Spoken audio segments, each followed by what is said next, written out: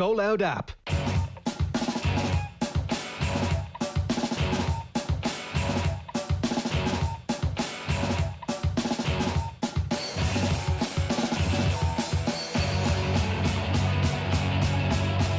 OTB AM.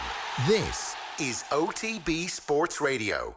7:30 on this Thursday morning. You're very welcome along to OTB AM. It is Owen and Kieran Donaghy with you right the way through until 9:30 this morning. We've got Kenny Cunningham, we've got Brian O'Driscoll, we've got Dermot Corrigan, all to come between now and then, so it is a packed morning. We'd love to hear your thoughts, especially on the Champions League this morning. Off the ball is how you get in touch on Twitter, or just comment on the stream below if you're with us on Facebook or on YouTube this morning. Kieran, what's the crack? How are you, man? Are you looking at Sergio Ramos last night thinking that's how you do it? That is how you go down in style. 26 red cards, my man. Yeah, I thought he was unlucky, I'll be honest. I thought if they'd looked at it in VAR... That's the most Kieran Donaghy take I've ever heard. No, I like, he did put his hands around him, but he kind of, I don't know how much of a pullback there was. I thought he was trying to get out of the way. Everything would tell you in your fibre that it was a straight red, and I wouldn't blame the referee at all for straight red, and of course there's an argument for it. But I think if they'd have went back and looked at the VAR, I thought Jesus threw himself down pretty easy. He knew what he was doing. Not greedy enough too. Thought he had a chance for a goal if he'd have just kept going, because Ramos didn't touch him. Actually didn't touch him. No, unless there was some clicking of their heels, but definitely upper body wise, it looked like Ramos might have got him, but I actually don't think he did. So, but Ramos did the right thing. You know, he had to take that a 3-1 deficit heading to the Etihad in a few weeks would not be good for Madrid. Whereas a 2-1 on a good day, they can score 2 goals. So you know, they could look for an extra time over there. So yeah, he probably saved his team, but yeah, you have to love the bit of dirt about him. Yeah, you do. With the players they have, absolutely, it's the right thing to do, because you'll always give yourself a chance of scoring a couple of goals over there the next day. Like this was a really interesting one last night, because for the first 20-30 minutes you're like, well, this is kind of actually quite boring, until you realise what's actually happening. You're like, you start to realise the patterns that are emerging, and you're like, Gabriel Jesus should not be in that part of the pitch, and you start to realise that actually a 4-4-2 from Pep Guardiola, I don't know, has he been spending a little bit too much time playing Sean Dyche teams or something like that in the Premier League, but there was a novelty to it, and you kind of felt that it was just this stick of dynamite that was waiting to explode at some point, and in the second half things just got a little bit chaotic. Yeah, he's probably lucky to get the result. He probably would have been ridiculed if they'd have lost 1-0 last night. But having said that, they had a period there from like 55 to like 65 right before Madrid scored, where they were really on top. Really on top, and really looked to know what they were about too.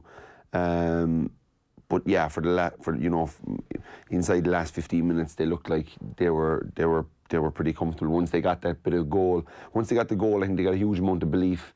And I think every fella, you know, drove on a small bit and felt like that they could get this result, and so yeah, Sterling knew what he was doing for the penalty as well. Danny Carvey should never dive in. Like, you just can't dive in. Not against someone as quick as Sterling. You put him towards the end line. If he pulls one back and they get a goal, grand. But you're giving out a 9 out of 10 when you take them down for the penalty. Like, you know, they're going to miss 1 out of 10 of them. Whereas if they put it across, there's a number of things that can happen there to bail Madrid out. But inexperienced about him. Do you remember the time he was at the County League game in? Oh yeah, in Cloglan. Completely forgot about that.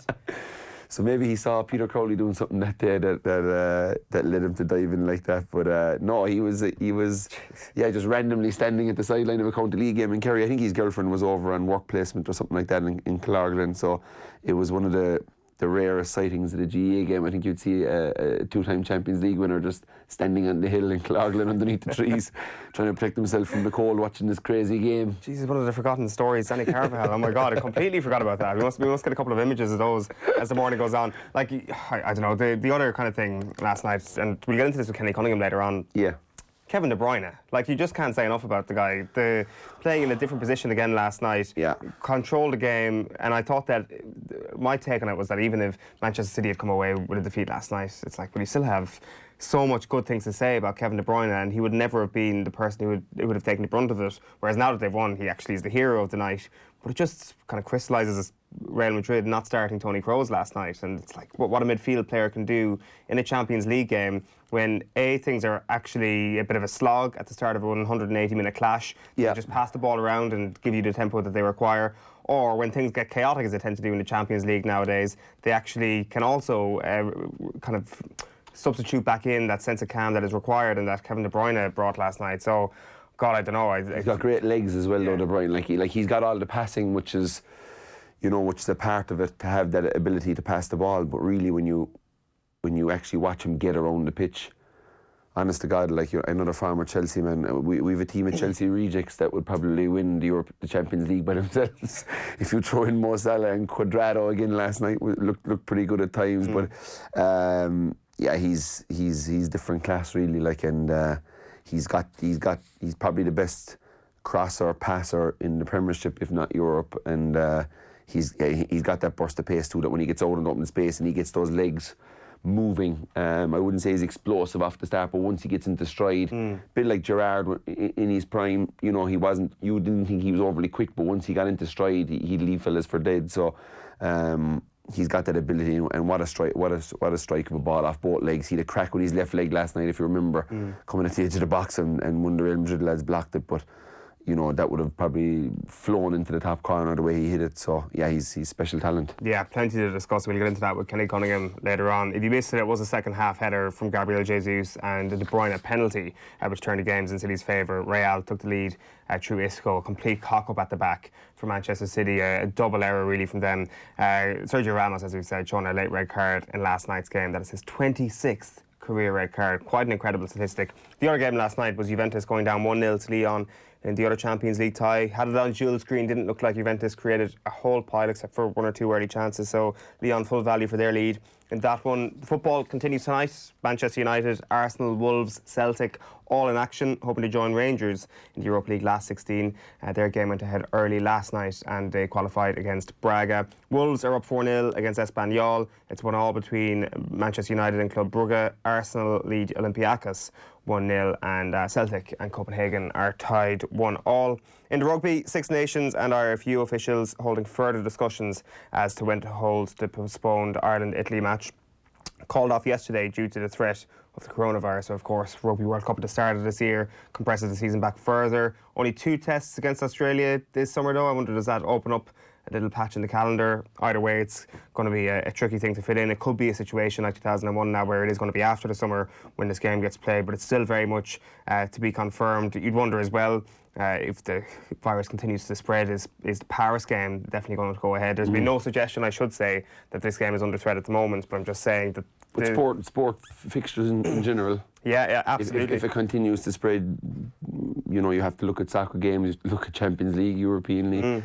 Mad how Juventus fans were allowed to travel to Lyon last night, actually, when you think about it. Yeah. In Gaelic games, Austin Stack Park in Tralee will host next week's Airgrid Munster Under-20 football final. Kerry are into the provincial decider. They won 14 points to 7 over Limerick and Rathkeel last night. Cork 112 to 2-7 victors over Clare in Milltown Malbay. And then in racing, there's a 7-race card at Clonmel this afternoon. The first going to post at 2 o'clock. Let's tell you what's coming up this morning. Kenny Cunningham is going to be with us in just a moment. The top 5 stories coming your way at 8 o'clock. Brian O'Driscoll then has been in studio chatting about the disaster at Twickenham that's coming your way at 8:15 this morning. The sports news with Stephen Doyle.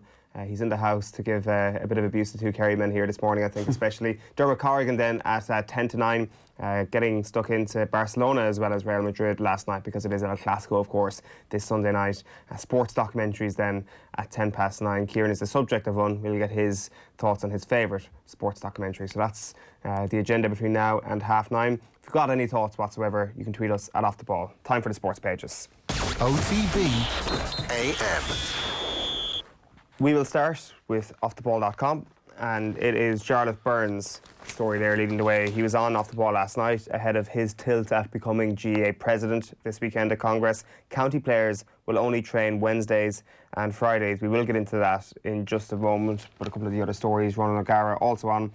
He was talking about Johnny Sexton as Ireland captain. I wasn't a fan of it from day one, he says. While young footballers expect in-depth analysis of their matches, says Brian Kerr. You've also got a bit more from David Brady and Damien Delaney on how technology helped improve his game. Offtheball.com if you want any further details on those stories. The Irish Times then. De Bruyne on the spot to put City in the driving seat.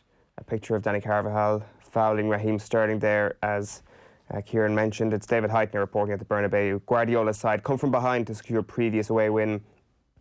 Precious away win, I should say, in Madrid.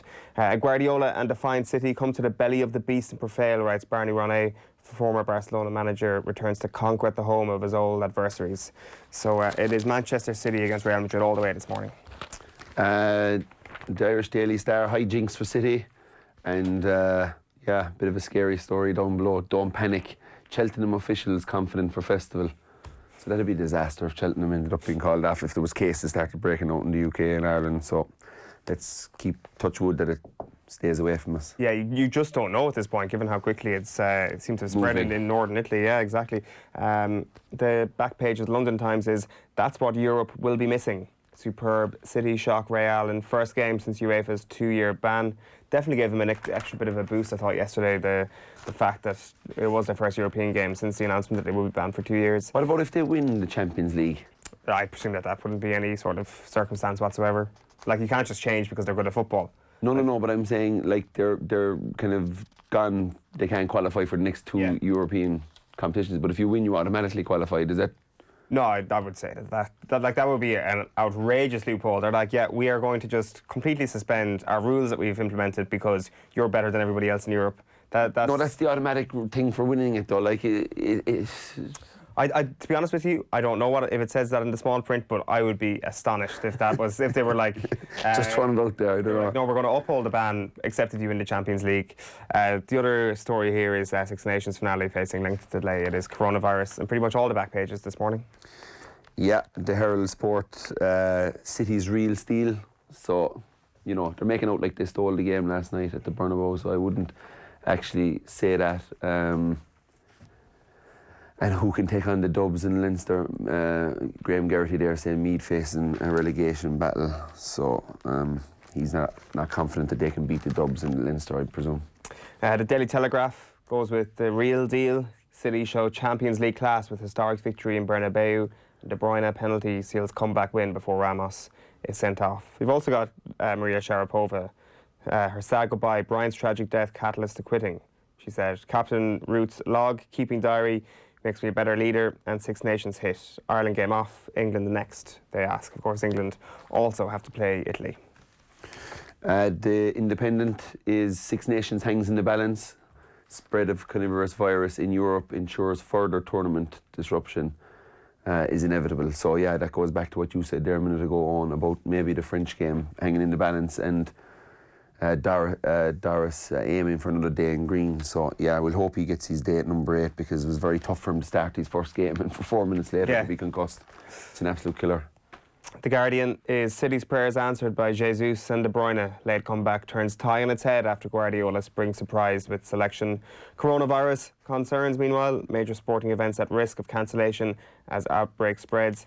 And Wilder's costume drama, sports writer of the year Marina Hyde, and the boxer's preposterous excuse in defeat. What's the worst excuse you've ever encountered in a sporting environment? Anything as bad as a 40-pound costume? I tell you, 40 pounds is heavy.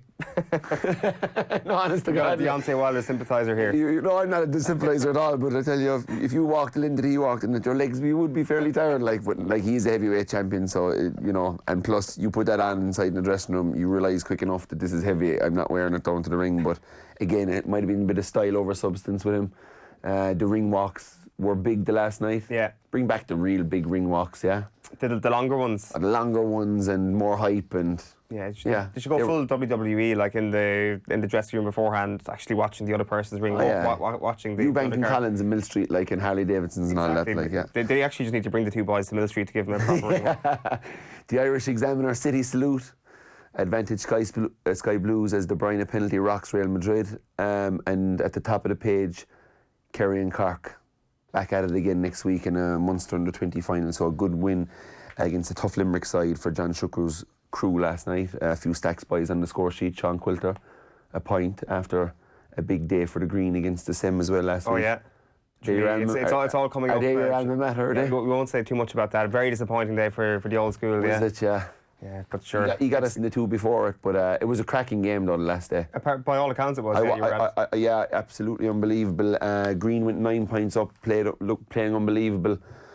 The Sem came out in the second half and kicked 8 straight points in a row to bring it back within 1. And the Green kind of rallied it back, but excellent game of football. Schools football, 4-15 to 1-14 or something like that. So yeah, belter of a game. The Irish Daily Mail this morning goes with pandemonium. Irish teams face postponements as virus spread. Picture there of Mendy, Mahrez and De Bruyne celebrating City the real deal. And restless Davy Fitz says he's always in search of substitute for passion. The Mirror, again, 6 Nations in chaos. So that is a story. One that I don't like in the bottom of the page here is Willian on way out of the bridge. So Willian on course to quit Chelsea in the summer after contract talks with the clubs have collapsed. So I would have thought that Lamps would have kept him as he's pointing at the see him on the last night. But are you worried in general at the moment? No, I'm not. Hopeful? I'm hopeful. I'm positive. A lot of young guys out there, they're up against a really good... There was only one teenager on the pitch the last night and he didn't play for Chelsea. Yeah, but like, there's about 5 20-year-olds. Yeah, that's fair enough. Stop being pedantic on about looking for teenagers out there. There's not too many teenagers out in the pitch, top Champions League games, though. The Irish Sun this morning is banned on the run. Kev's star appeal. Virus chaos is their headline in the coronavirus stuff. And Kane boost. Harry Kane targeting a return in early April, which is a big boost for Tottenham Hotspur. And then the Racing Post, lastly, festival price-wise, Cheltenham confident the show will go on. And back pages, qualified success. Underwhelming United should avoid Europa slip-up. It is Manchester United against Club Brugge at 8 o'clock tonight. Jeez, if Cheltenham gets called off, there's going to be an awful lot of fellas with a week off work. Absolutely. Sitting there twiddling their thumbs for the week. I hope it's not. Have an influx of families coming in. We've got the Manchester Evening News, Burna Blue report ratings reaction analysis from the blue side of Manchester, and then Shaw wants a final flourish from the red side of Manchester. We do have Kenny Cunningham standing by. Before that, I should say that Virgin Media have over 400 UEFA Champions League, Europa League and Nations League games live this season. All of these games are available to all Virgin Media TV customers, who can also download the TV Anywhere app and stream the action whenever and wherever they like. Here's Keith Andrews talking last night about what it will be like to work under Pep Guardiola. Yeah, I think they're clearly very different in their approach to the game. I would have thought Zidane would have been very much in terms of man managing the massive egos. I think that was a big part of his success that he had with his previous tenure at the football club. When you look at Pep, I think the accusation would be if he's not giving Burnley the same amount of respect. Players quickly sense that, don't they? That we're doing so much more. And I know once it gets going, Manchester City will outdo most of the Premier League. But I suppose when it gets to the crunch, that has been one of the criticism levelled at him, the latter stages of Champions League and his record at Champions League level. I don't buy into it. I think it's that competitive of a competition to win. There's no guarantees with it, regardless of how much money you're able to spend. Would you like to get that amount of information? I think Pep said there he would like as himself, as a player, to have as much information on opposition as he could. Yeah, I've been privy to see some of the meetings that he's done at Manchester City, and I don't think it's an overload in the main. I think you need to be careful with how much you throw at players, and I think what you need to do is you need to leave that information for players if they want more than the facilities are there to come to the coaching staff or the analysts, and I think that undoubtedly will be there. Keith Andrews there last night on Virgin Media Sport. Kenny Cunningham, a very good morning. Morning, lads. Morning, Kenny. This was this is pretty fascinating stuff last night, Kenny. When we were watching it, we were eager to actually get your take this morning. I'd say you were salivating over what Pep Guardiola was doing last night. What in your view, did he do last night? What was the main talking points in terms of how he set up his team? Oh, it's classic 4-4-2, lads. It's as simple as that, really, isn't it? Yeah, it was pretty amazing, really. Yeah, early on in the game, obviously a lot of discussion about his starting 11, but once you decided on that, once you saw the names, immediately you're shuffling the pieces around the board, thinking how he's going to set up. Ideally, with those players on the starting 11, lads, you were looking really at a kind of generally the way he likes to set his team up 4-3-3 with Jesus up top, Silva and Mahrez either side, and a midfield three of De Bruyne, Gundogan and Rodri sitting. That's invariably what you'd expect to see, but obviously he changed, he surprised us. And really when it went with a 4-4-2 formation, the decision to put De Bruyne kind of high up the pitch down the middle is probably not the first time he's done. If you think back to the Man United game at Old Trafford not too long ago previously, he played him as kind of that false number 9, lads. But that was in his orthodox 4-3-3 that I was speaking about.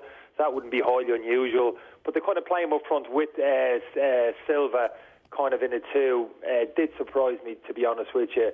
Personally, I'd still argue that with those players and in that system, if you're going to play a 4-4-2 system, for me, I still would have flipped Jesus and played him up front with De Bruyne and Bernardo Silva off the left.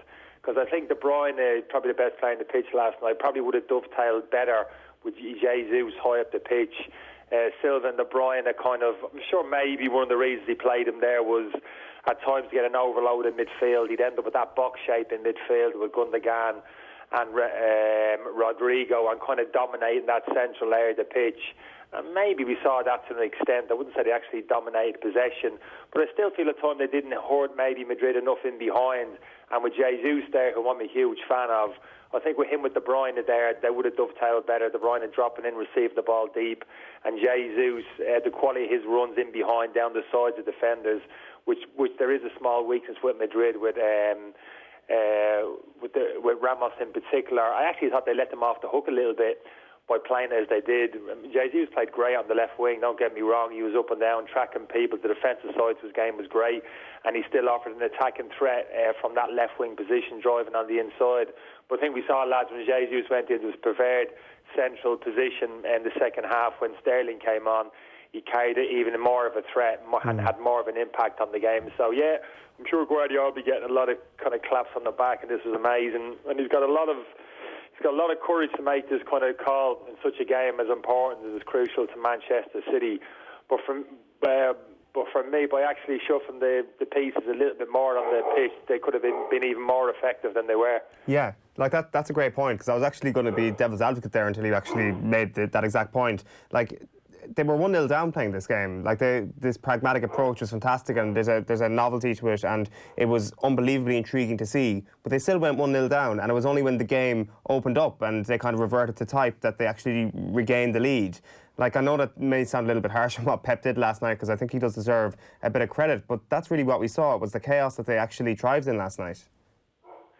Yeah, I wouldn't say chaos is too strong to be. I thought there was a bit of structure, obviously, to what they were doing. I like the fact maybe Gundogan playing alongside Rodrigo as a pair in central midfield now, and I think that gave a more solid defensive base in that central area of the pitch. They didn't vacate that area too often, the two Manchester City central midfield players. So you kind of make that an argument from a defensive point of view.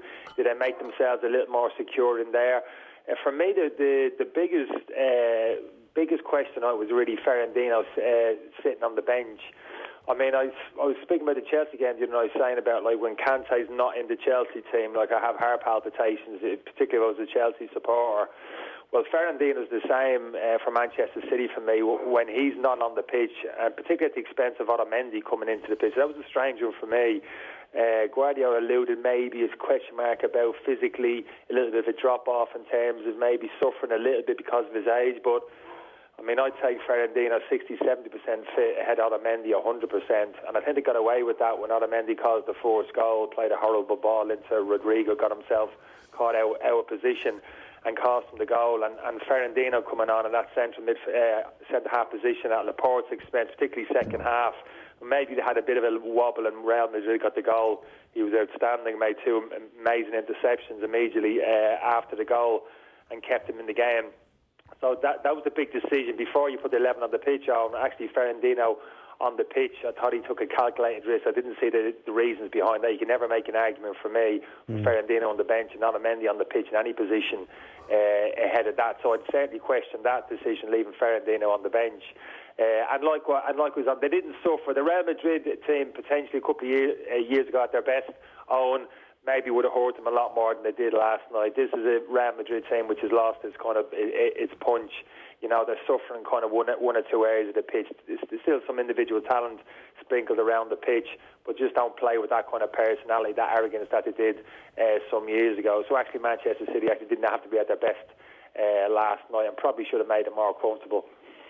Kenny, are players and defenders in particular, are they shunned now by having the old adage of if in doubt, get it out? Because you could see last night when Kyle Walker didn't boot it into the stands, you'd Kevin De Bruyne kind of going after him on the pitch about it. But if he did boot it into the stands and did that consistently, is Pep and the rest of the management kind of saying, listen, let's keep the ball down and let's play the game here a bit?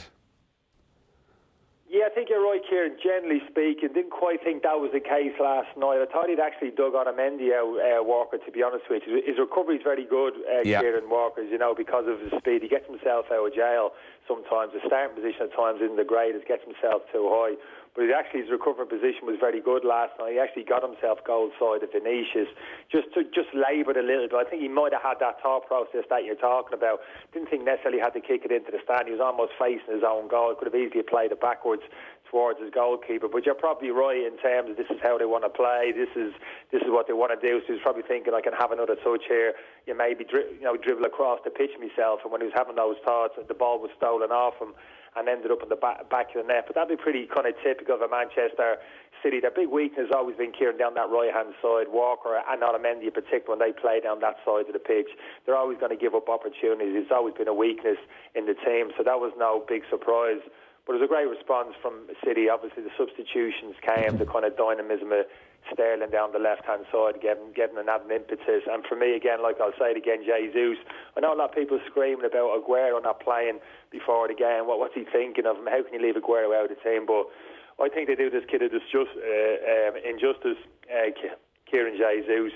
I don't think people realise how good he is. I think he's absolutely outstanding player. I don't think there's a big drop-off in Manchester City's performances when he plays ahead of Aguero. I mean, his attitude more so than anything else. He's had to play second fiddle to Aguero for a long time, but every time he's on the pitch, Kieran, he impacts the game. Whether he starts or whether he comes off the bench, his attitude, his mentality is absolutely fantastic. Scoring goals, creating goals. You saw the defensive side of his game last night. Asked to play as a left winger, no problem, Gaffer. I'll track those runs of Carvajal all day, all long, and they'll still impact the game at the other end. Play centre forward, yeah, no problem, Gaffer. Put me up there as well the last 25 minutes. I'll impact the game as well, which he did. We saw those natural centre forward instincts in terms of getting his first goal. If you watch him, he actually made a quick little dart to the near post when De Bruyne got into the box, didn't receive the ball, and immediately he's on the move again, checking his shoulder, kind of spinning in behind Ramos to get his goal, and then obviously the lead up to Ramos sending off. So he's an outstanding young player, and he's the reason why Manchester City won't have to spend big 100-150 million in the transfer market when Aguero jumps on his private plane and heads back to Buenos Aires in a couple of years. And when do you think that change comes where Jesus goes from number 2 to number 1? How long do you think that's going to take him? I don't think he's far off, Kieran, for the reasons that I've said. Honestly, Aguero's always the one. It's a massive game tomorrow, Kieran, with Champions League final. You had to pick a Manchester City team. You put Aguero ahead of him. Yeah. But if you were to break it down, Kieran, in terms of why would you actually? Well, why does Aguero go? Why does he play ahead of him? People would throw maybe stats at you in terms of his previous history, goals. Have a look at the amount of goals Aguero scored. But if actually break their games down, both of them, there's very little between them. You actually argue in terms of mobility and quickness, speed of foot. Actually, Jesus has the advantage over Aguero. There's really not much between them for me. That's a great compliment to Jesus because Aguero's the best around. And even his performance last night, I think there's an argument really that he's knocking on the door for a position, one of those wide areas. Though I do feel as if obviously Sterling and Mahrez for me has been great, probably their best forward the last couple of months playing off the right-hand side. So he's just going to have to be patient, probably even going forward. And he'll get his fair share of the goals. Guardiola has to give him his fair share of the games because they can't afford to lose that kid in the next year or two, getting too disenchanted, Kieran, not getting enough game time. And I think he rotates it pretty well, Guardiola, in terms of him and Aguero high up the pitch. Got to be careful with Aguero as well with his injury record. So, yeah, funny old game last night, generally speaking. Manchester City with a better team. He did surprise us. But, I still feel as if they let Manchester City rummage it off the hook just ever so slightly in terms of how they did set up. What did he make of Sergio Ramos' performance last night, Kenny? I had a sympathy What for do you him. think? What do you think of the red card? Come on, give me your thoughts as a king of a centre half. Give me your thoughts on his red card. Should VAR have looked at it? I don't know. In terms of how VAR interprets it in the Champions League, Kieran, it's slightly different, isn't it? How they look at the VAR and how they encourage the referees to operate. Look, if he had a look at it, I don't think he would have changed it. Kieran, you kind of know different competition. Referees referee the game a little bit differently. European games, international football, as opposed to your bread and butter week and week. I think if you're lucky enough to play those games, you realise how the referees referee differently. And the fact that he put his hands on his shoulder last night, I'd agree with you there. If you're suggesting there wasn't a huge amount of contact, it wasn't sufficient. He didn't get his hold of his jersey and pull him around. Yep. I think there was a minimum amount of contact even with his foot, lads. I don't know if you saw that. There was a very small bit of contact actually with his feet as he went through. But Jesus, again, he's smart, lads. I'm saying again about his qualities. He's smart, and he knew as soon as he took that touch in front of Ramos, he was just waiting for any kind of contact. And Ramos had sympathy for him. He got himself goal side. It wasn't his own fault. Casemiro sold him down the river with the back pass to Varane, so he had to get back. And I've been in that position myself. You're wrong side to defend, and maybe through no fault of your own. You know he's coming in a goal, 1v1 with the goal. You feel as if you have to do something, Kieran. You probably know yourself as a sportsman. You feel as if you have to disrupt him in some respect. You can't clip his heels. That's an obvious free kick and a red card. But you've got to make some kind of physical contact, even just putting your hands on him, something, get hold of his arm, just tug him a little bit, put him off balance. I think that's what he tried to do. He took a calculated risk. I think some referees might have let him get away with it, but the fact he actually made contact with his shoulder and put his kind of hands on him, I think really sealed his fate. City now fairly heavy favourites to go through, Kenny. Any concern though? No, okay, we'll take the word heavy. To go through? I thought you meant to win it. Sorry, Owen. Sorry, I was... To go through, way ahead of you there. To go through is what I mean. However, the Emerick Laporte injury, does that give you any concern at all about Manchester City in the second leg? Yeah, it would a little bit, because to the extent that it means Otamendi's got to play. So that, like I said, that always makes me nervous. You would imagine him and Fernandinho. I don't think Stones necessarily be available for that one. He might surprise again, maybe back three. I'm not too sure, but yeah, it does make me nervous. But overall, I mean, I've seen Real Madrid play a few times this season. I'm just not sure. Just not sure they have it in them. I can see a better performance from Real Madrid. I can see them actually going there and scoring, no problems. But I just think Manchester City, again, if they get it right for the first leg, and like I said, I think there's more to come. I think they could swamp them a little bit in the second leg from an attacking point of view in terms of the players on the pitch. Sterling, 100% match fit. By that stage, he's got good options up the pitch at the moment. Mahrez in good form, decision making with Aguero, and Jesus, like we've spoken about. De Bruyne will probably drop back into his preferred position, maybe a little bit deeper. So I just think they got too much firepower for them, too much dynamism in the team, Manchester City. And if the Man City crowd get involved as well and energise the stadium, just feel as if they have far too much for them. So no, I wouldn't be hopeful at all for Real Madrid's chances. Great stuff, Kenny. Chat to you soon. Thanks, Kenny. Nice one, lads. Take care. Kenny Cunningham there on the line. It has just gone 8 o'clock, 3 minutes past 8 actually, on this Thursday morning. Plenty of stuff still to come for you on OTBAM. Brian O'Driscoll in studio from 8:15 this morning, and we are back with our top 5 stories next. OTB AM on OTB Sports Radio, Ireland's first and only sports radio station.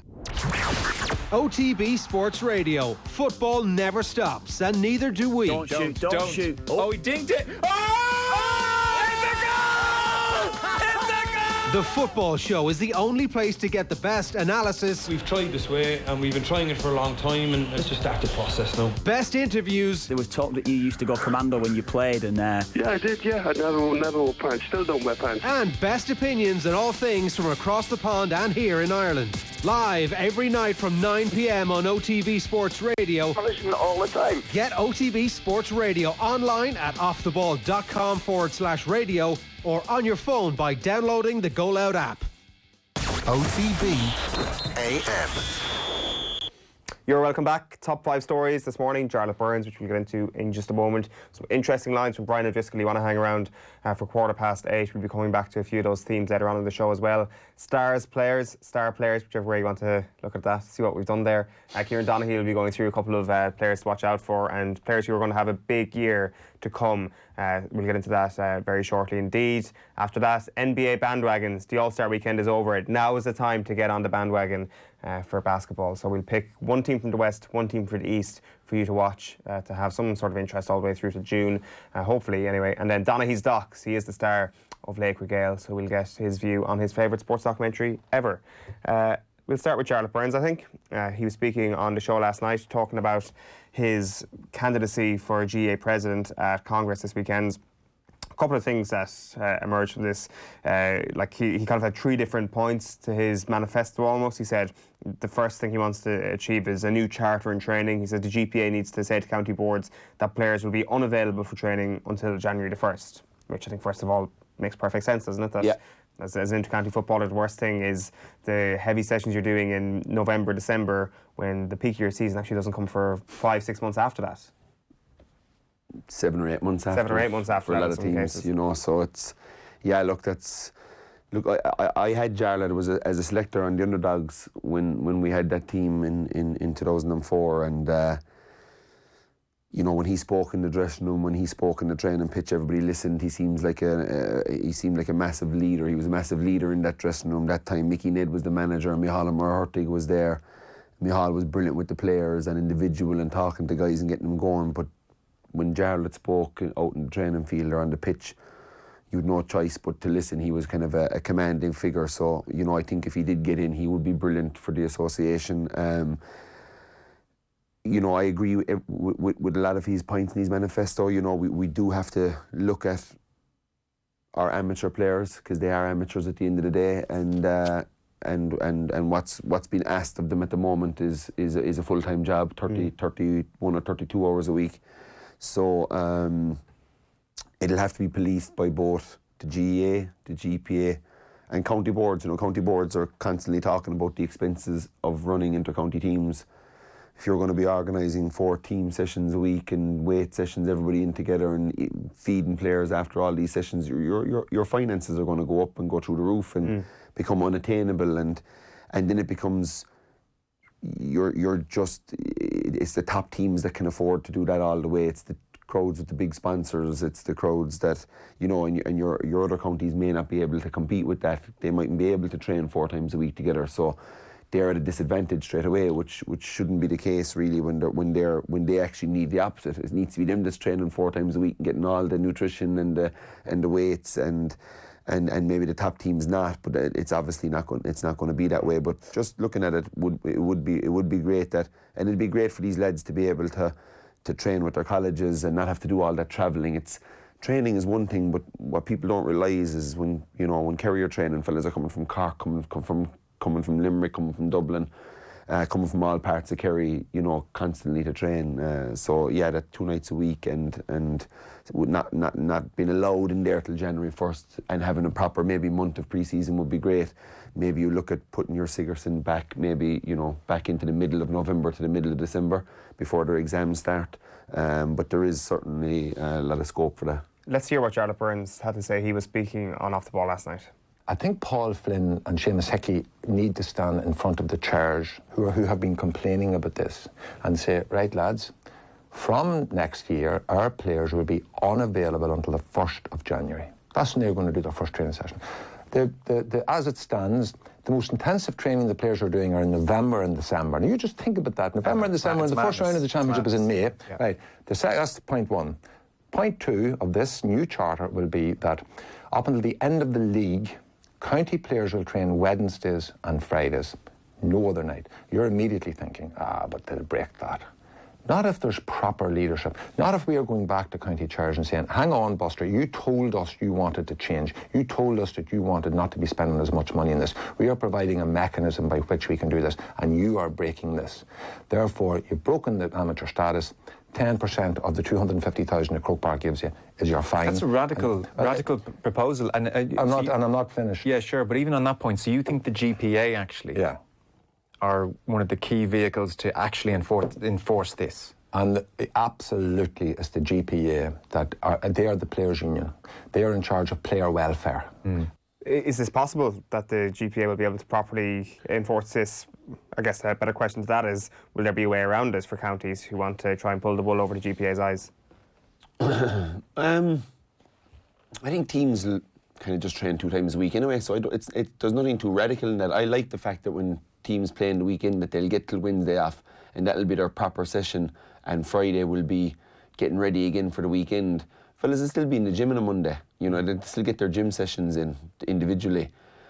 But again, they can do that in their local area, they can do that in their local gym, and you don't have to be doing all the travelling, which I think is when we talk about players' welfare, that's what gets on top of guys is getting into the car constantly and and trying to travel long distances to make a weight session, So I don't think that's. What about you? Do you think that's feasible that they train Wednesday and Friday? Well, for me, up until the league? For me, it just seems like 2 sessions a week. Whereas obviously, what you're saying here is it's actually not. It's actually 2 collective sessions on the pitch training. Yeah, because they can't say that you can't do weights. You can't say it. Not in this day and age where players spend a huge amount of time rehabbing and prehabbing to not get injured. So their weights has changed so much from the big bulky weights that we were doing when I started to, the stuff that they're doing now, which is very tailored to injury prevention and, making sure your hamstrings are strong and making sure your glutes are strong and your core is good, because you're not going to pick up that groin injury then, or you're not going to tweak that hamstring then. So fellas will still be doing that, fellas will still get that in. But the fact that the one big session where you can actually train is a Wednesday night, I don't see any GA player that has a problem with that. No, not during the league. And maybe you tweak that and say, like, when you've a week's gap between games, that might be the right training method. And then when you have a weekend off, maybe you do a Tuesday, Thursday, Sunday, or Tuesday, Thursday, Saturday. Because you have to get that 3rd session in if you've no game the following weekend. You see, this is what I would say he's trying to actually rally against, that 3rd session. I don't know if he's trying to rally against that. I think what he's trying to rally against is maybe being brought together 3 or 4 times a week for collective sessions, whether that be the travelling. I would say so. I think if you during the league, if you're off the weekend. It'll cost you money to put on that training session, like nutrition and all that. And he wants to talk about cost-saving measures. Yeah, I know, but it costs you money to go and play your game too the weekend. You kind of have to, as a GA player, you want to do something the weekend. Fellas don't want to be sitting around all weekend doing nothing. Mm-hmm. Even if you train Wednesday and you train Friday, Sunday morning you probably want a trial game where you get to go out, and if you're a number 24 on the panel and you're trying to say, well, I could only show so much on Wednesday and Friday. Maybe that Friday session is a on that week is a kind of a multi-session. Maybe you do a bit in the gym together and go out and play a bit of ball, and it's kind of seen as a bit of a lighter session. You go hard Wednesday, you've got that kind of collective, maybe a bit of gym stuff together beforehand, out onto the pitch for a bit of football, and then Sunday you're going back football again, then you're off till Wednesday again. Well, of course, there would be no issue here if there was a one-size-fits-all calendar for everybody and there was consistent fixtures throughout the season, when you knew that there was a game every weekend and your pre-season was a block, and then you get into the routine of playing every weekend, and then you get back into the routine of not having games at the weekend like every other sports person in other codes around the country. So that would obviously be the ideal scenario, and I presume that Jarlath Burns would be on board for something like that as well.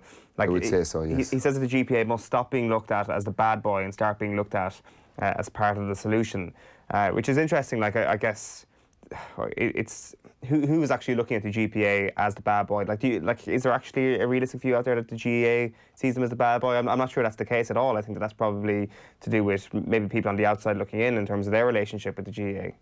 Yeah, no, I think it's a bit harsh to look at them as the bad boys, the GPA. Like I think to be honest, I think Paul has done a great job since he's gone in. He's been the most clear-cut guy that I've seen inside there, and he's come out with this, with stuff that you kind of look at him and go, yeah, well, he's speaking from the heart here. He's speaking from what he feels he needs for the players, and he's just fresh out of it, so he knows exactly where every player is.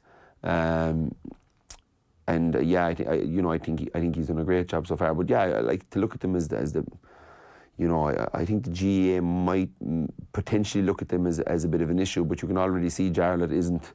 He's getting in with them, and I'm sure that's very encouraging for the GPA that a future president and likely president is meeting them and kind of going, listen, you know, there's already a massive engagement there, and you know, I'm sure Jarlath would look to do the same maybe with the CPA as well, and kind of, you know, get their thoughts. And the biggest issue in the GAA and the biggest issue that'll hang over Jarlath's head straight away is fixtures, and you know, he'll have to have that fixed by his term because it's not fixed, and until we get, as you say, a proper calendar year in where everybody knows when they're on, you know, the GAA is going to continue to force people into decisions and force people to pick games and pick teams over and pick managers over other people, and to be just kind of pulled and dragged left, right and centre. And you know, I saw that firsthand, being involved with the Sigerson team this year in Tralee. There's a huge amount of pressure on these youngsters, and that's another point that he's making, that players who play for the university will have to stay with them rather than travelling across the country to train with their county. And I know it's an issue that you would have had, every Sigerson manager and Liscard manager would have had it, where players are showing up for Kerry training and then can't really train for IT Tralee, which I guess is understandable in the current system, but it shouldn't be the way. Like, if this is what Jarlath is saying, I think it's actually quite a good idea. Yeah, I think, you know, I think if he's going to, you know, I think if he can kind of figure out when that, again, this comes down to calendar, you know, if he's saying that none of the guys can train with their counties until the 1st of January, Sigerson starts on the 11th of January, you know, so these guys aren't allowed to train with their county up until the 1st of January, and then there's Sigerson games thrown in every weekend throughout January, where they're just starting to train, and we don't have David Clifford, and we don't have Shawnee O'Shea, and we don't have all these guys that are off in different colleges around the place. That becomes an issue, whereas I think you got to look at maybe getting the Sigerson in that window of mid-November to mid-December. I think the exams start like on the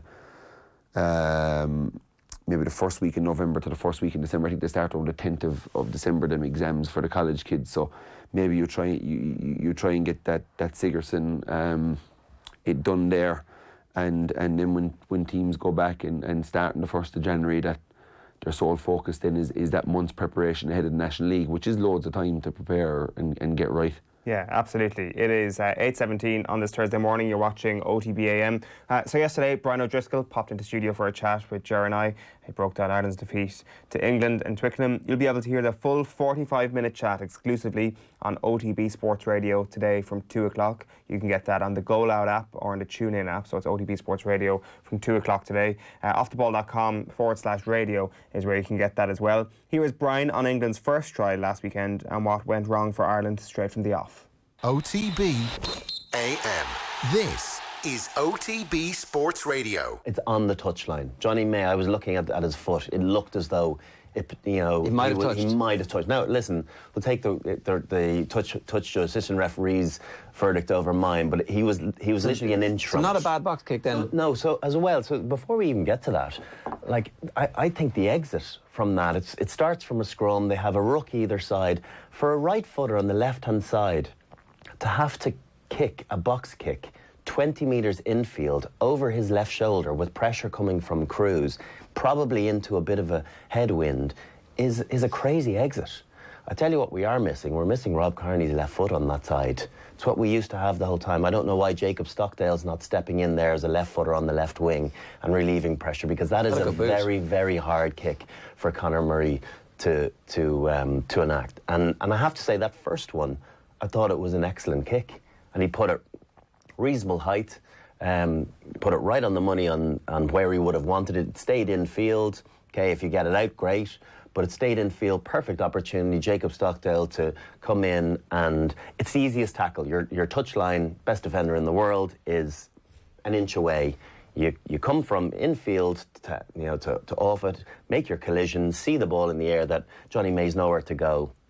But instead, he kind of sprinted the first few metres, kind of looked up, thought about a contest, and then kind of gave a half-hearted jump into Johnny May, which gave him an out, which he was able to peel infield. He ushered him infield, basically. Yeah, and the knock-on effect to that was that they put together another couple of phases. Brilliant carry from Courtney Laws, great footwork at the line, and then this pre-planned move of going the same way. And maybe they'd done it a little bit in the first 7 minutes where they'd gone the same way, so to encourage Larmour to think that same way was going to continue. So he probably hedged his bets a little bit more on that open side. With the wingers still playing very high, it's one of the repercussions that you might suffer on the basis of that defensive system of playing your wingers that high, is that the fullback has to cover so much backfield space. And Larmour probably, in a perfect world, could have been another couple of yards closer to the back of where that ruck is. 15s need to be able to marshal, both sides of the field, so a good line is right behind where the ruck is. But he favoured that side because he thought there might be a cross-field kick. Yeah. But great move back, and it was, I wouldn't quite say it was a perfect kick, because a metre before that would have been a perfect kick, guaranteeing that Johnny Sexton would have had to carry it over the line. It was touch and go. Sexton didn't get a good first touch on it, and the rest is history. So those things, of course Johnny will be annoyed, and I'm not letting him off with it completely, but those things happen. And a juggle like that with someone with good handling, particularly the way the ball bounces, you can't let the ball bounce around that much. You run the risk of exactly happening what did happen. Yeah. So it's the compound of impact mistakes, but certainly Stockdale's defence there is questionable, and it seemed like his defence for most of the game was questionable. He's definitely on a hot seat, if not out of the team after that performance. Listen, it's something that we know about his ability going forward, and there's no question marks around that. We need to get the ball in his hands as many times as we can, particularly one-on-one, because he looks as though he can still make something happen. But in defence, I think he doesn't have the same passion for defending as he does in attack, and I think that's evident. I saw it in the Scotland game when Hamish Watson made his break towards the end of the game. He's coming across from his blind wing, and it's a reasonable left foot step, but that, you have to remember, that's you're 7 points down. That is body on the line stuff, and he fell off that tackle. And I think you can see it in an intent. I think he plays with this huge passion going forward. I just don't think he likes it as much in defence. And just some bad selections like that half-hearted semi-jump. I'm not sure whether I'm going to get to it. It was a bit of a nothing thing with Johnny May that led to that first try. There was another one where Aki got cleared out off a kick-off. Johnny made a clean line to him where he only reacts just as the collision is being made, where he's a couple of metres away. He's got to run there and run a blocker line and run to the point of where the contact is going to be and protect his player. Just think he's not thinking his way through things, and whether the appetite isn't as great, going backwards as it is going forwards. That's the way it appears. And I think your attack game has to be absolutely exceptional to be able to carry the negatives, and I don't think it is at the moment. I thought he was very good against Wales in attack, but very quiet against Scotland, incredibly quiet at the weekend. You can sharpen those instincts, but can you teach them?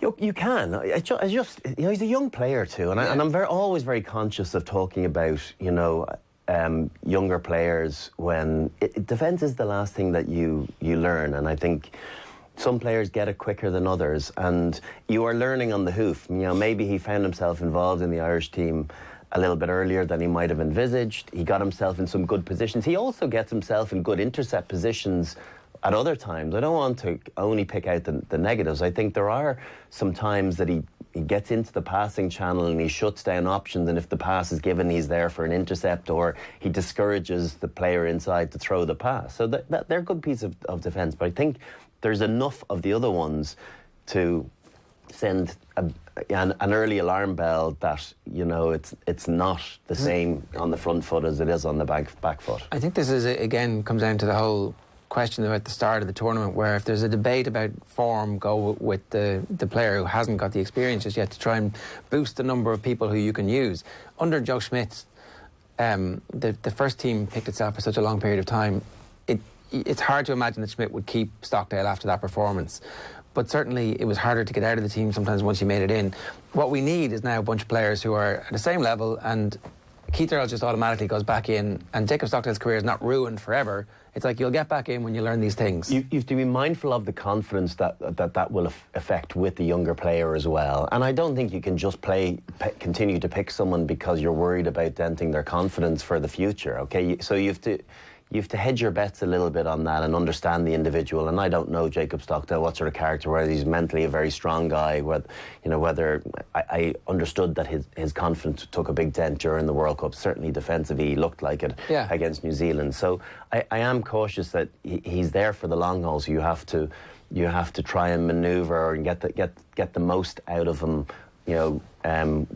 where he is at the moment, and just try and help him problem solve on the hoof. That said, you look at someone like Keith Earls, and I'm such a Keith Earls fan that, he's come on the last couple of games. He looks very exciting going forward. I know defensively, he's a lot smarter. Yeah. And I think Conway reads it very well too. But I think of the back three, that Keith Earls is probably our best defender, both from a reading a point of view, and that experience is telling. But also from a tackle point of view, if he gets the opportunity to really get after someone, I think he does it. And we've seen Stockdale occasionally do that, but not to the degree that Earls has done it consistently over the course of the last 10 years. And yes, he's come in and out of the Irish team, but for me, I'd be going back and starting him.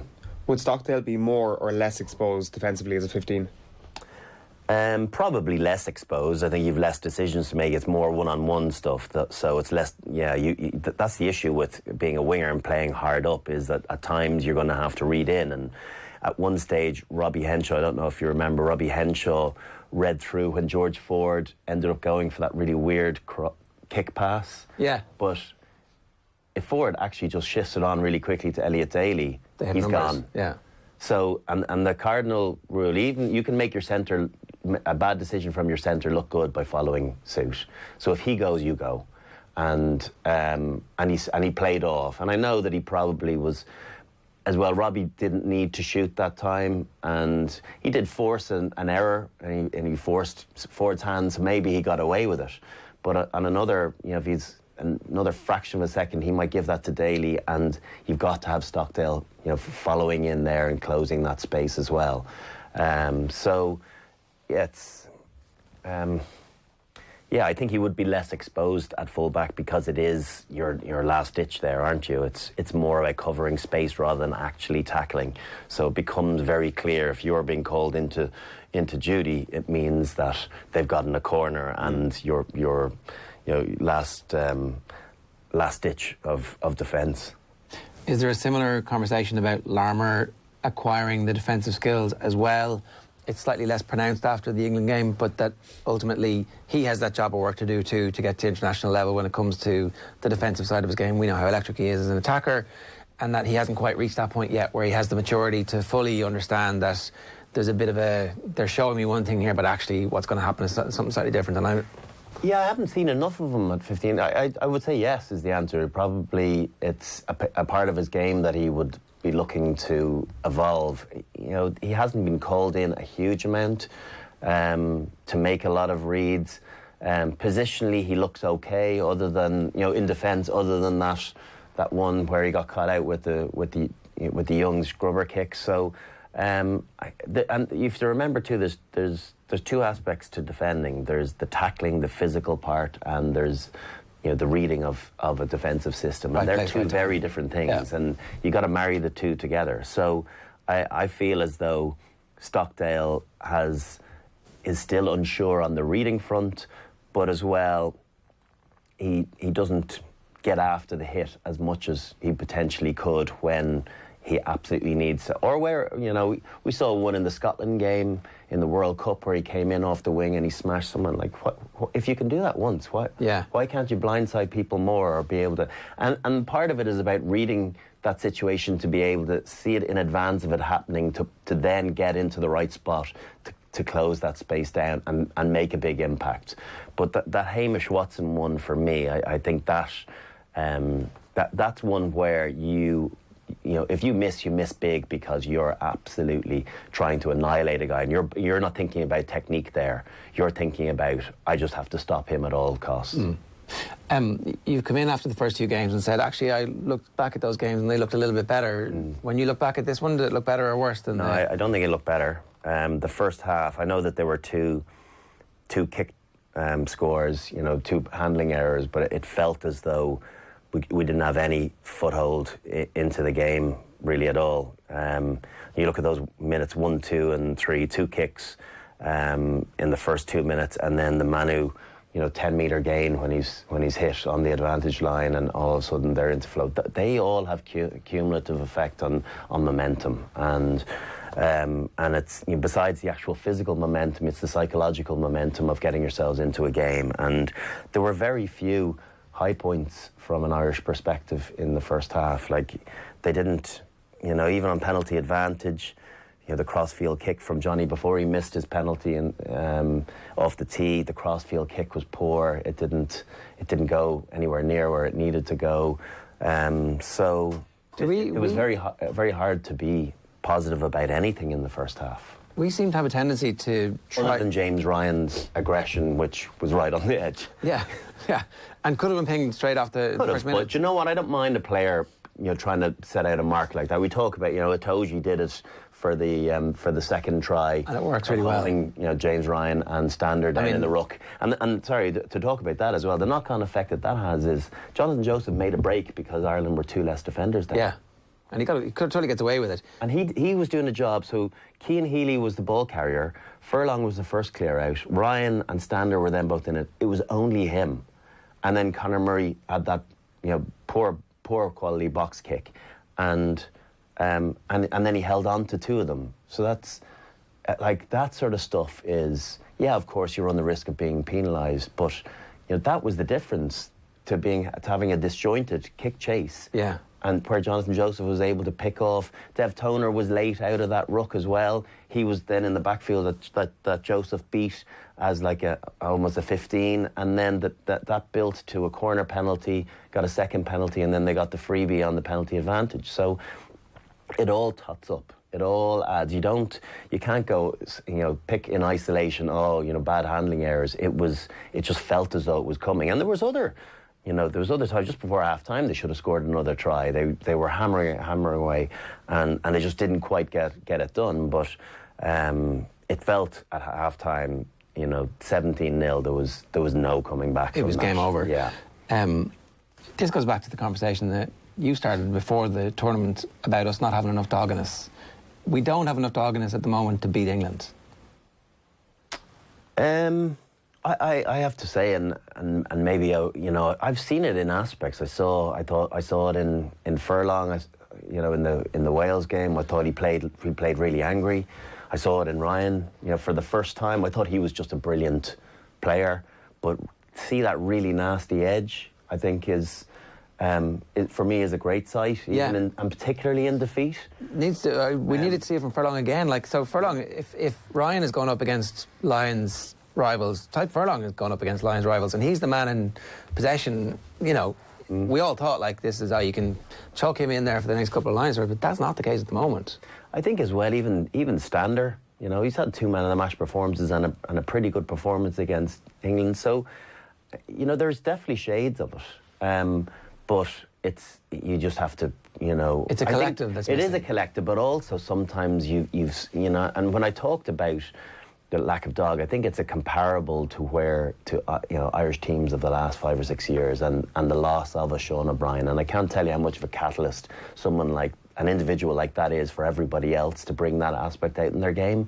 And I just feel as though we're lacking one of those individuals. And maybe Ryan's that guy. Maybe he's going to step up to the plate in that front. But I hope it's not just an England performance it's great to see a nasty edge. I love a second row, throwing his weight around, and Nathan Hines being a pain in the arse, Paulie likewise, Fabian Palouse. These guys, they were a pain in the backside to play against. Maro Itoje. Yeah, can you imagine? You need that in your team, and if you're just going to get the job done, I think it doesn't send out a message of be afraid of us.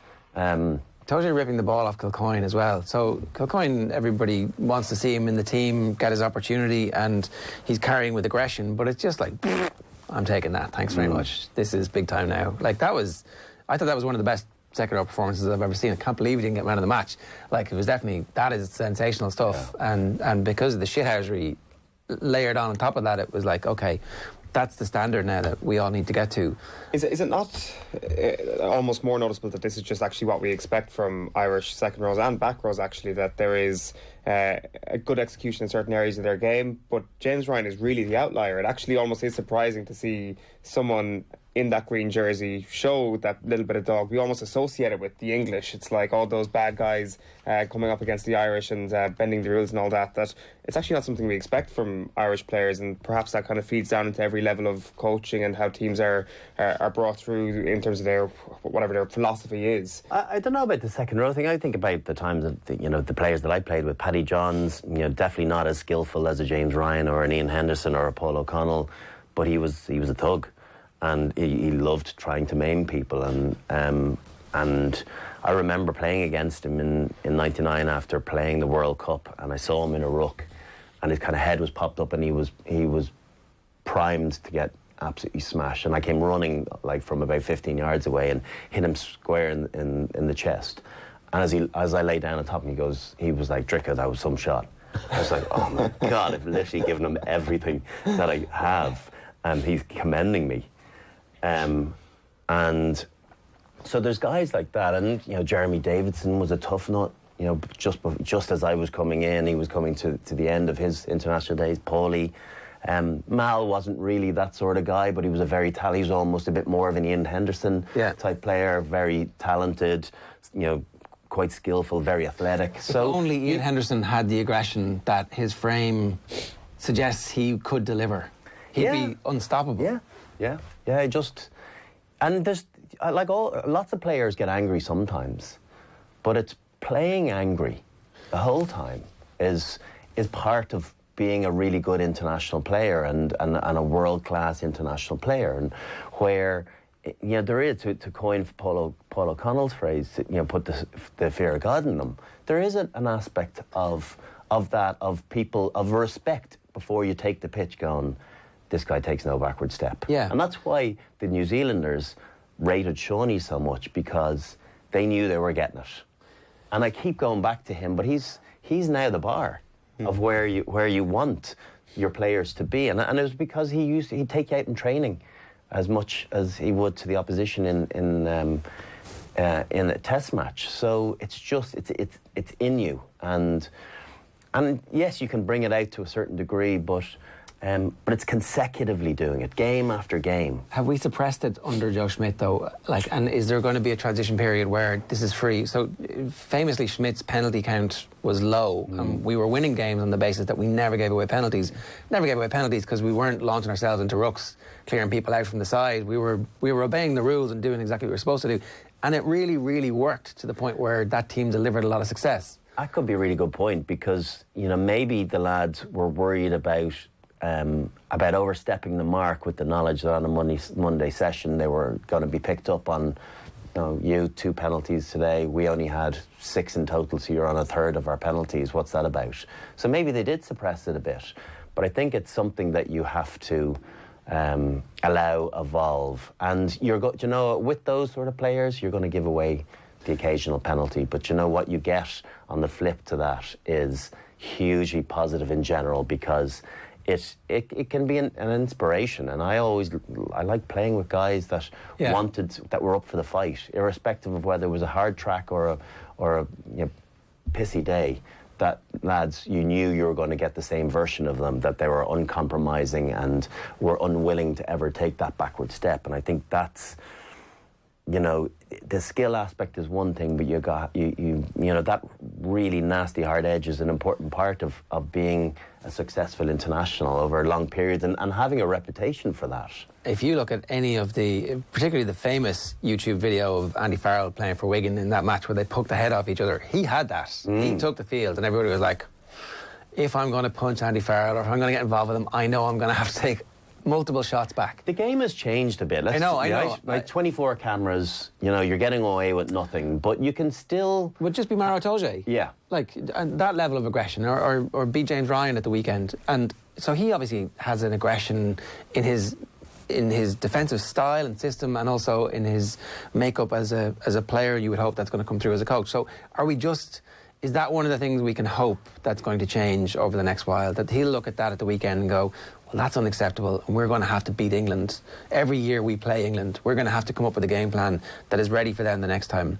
At Lansdowne Road, it'll be different. But the next time we go to Twickenham in 2 years' time, we're going to have to be ready for them. So what's he thinking? I'm just trying to think, what was it that... Did we have that when we won the Grand Slam only 2 years ago? That's not that long ago. A lot of the same players. I think there's been some new players that have come onto the scene in that time. I look back to the back row that England were playing that day. Like, I know Sam Simmons was there and he had an off game. So I think you're dealing with different sort of individuals in Underhill and Curry. Yeah. And so they've, we've seen the birth of those as international players, and that they're here for a long time. They're prodigies. And then you put Courtney Laws playing really well and aggressively into that mix as well. Like, that's, those three alone. And Underhill doesn't look as though he's a thug. He just is hard. Yeah. He's like, I'm ready for the fight. Likewise, Curry, I think he's got another, just from the outside, has a little bit more of an edge than Underhill, but he just wants to scrap for everything. And definitely, with Laws. And they're just three. I think Cruz has that edge. He wants to, if he gets a chance to hurt you, he will. Yeah. Toji, no doubt. George just does his job, but Sinclair has that in him. Marler definitely has it in him. So that's Genge. I've seen it. You look at, if you go through our pack, Cian Healy can do that. Not sure about whether it's in Rob Herring's game. Furlong can.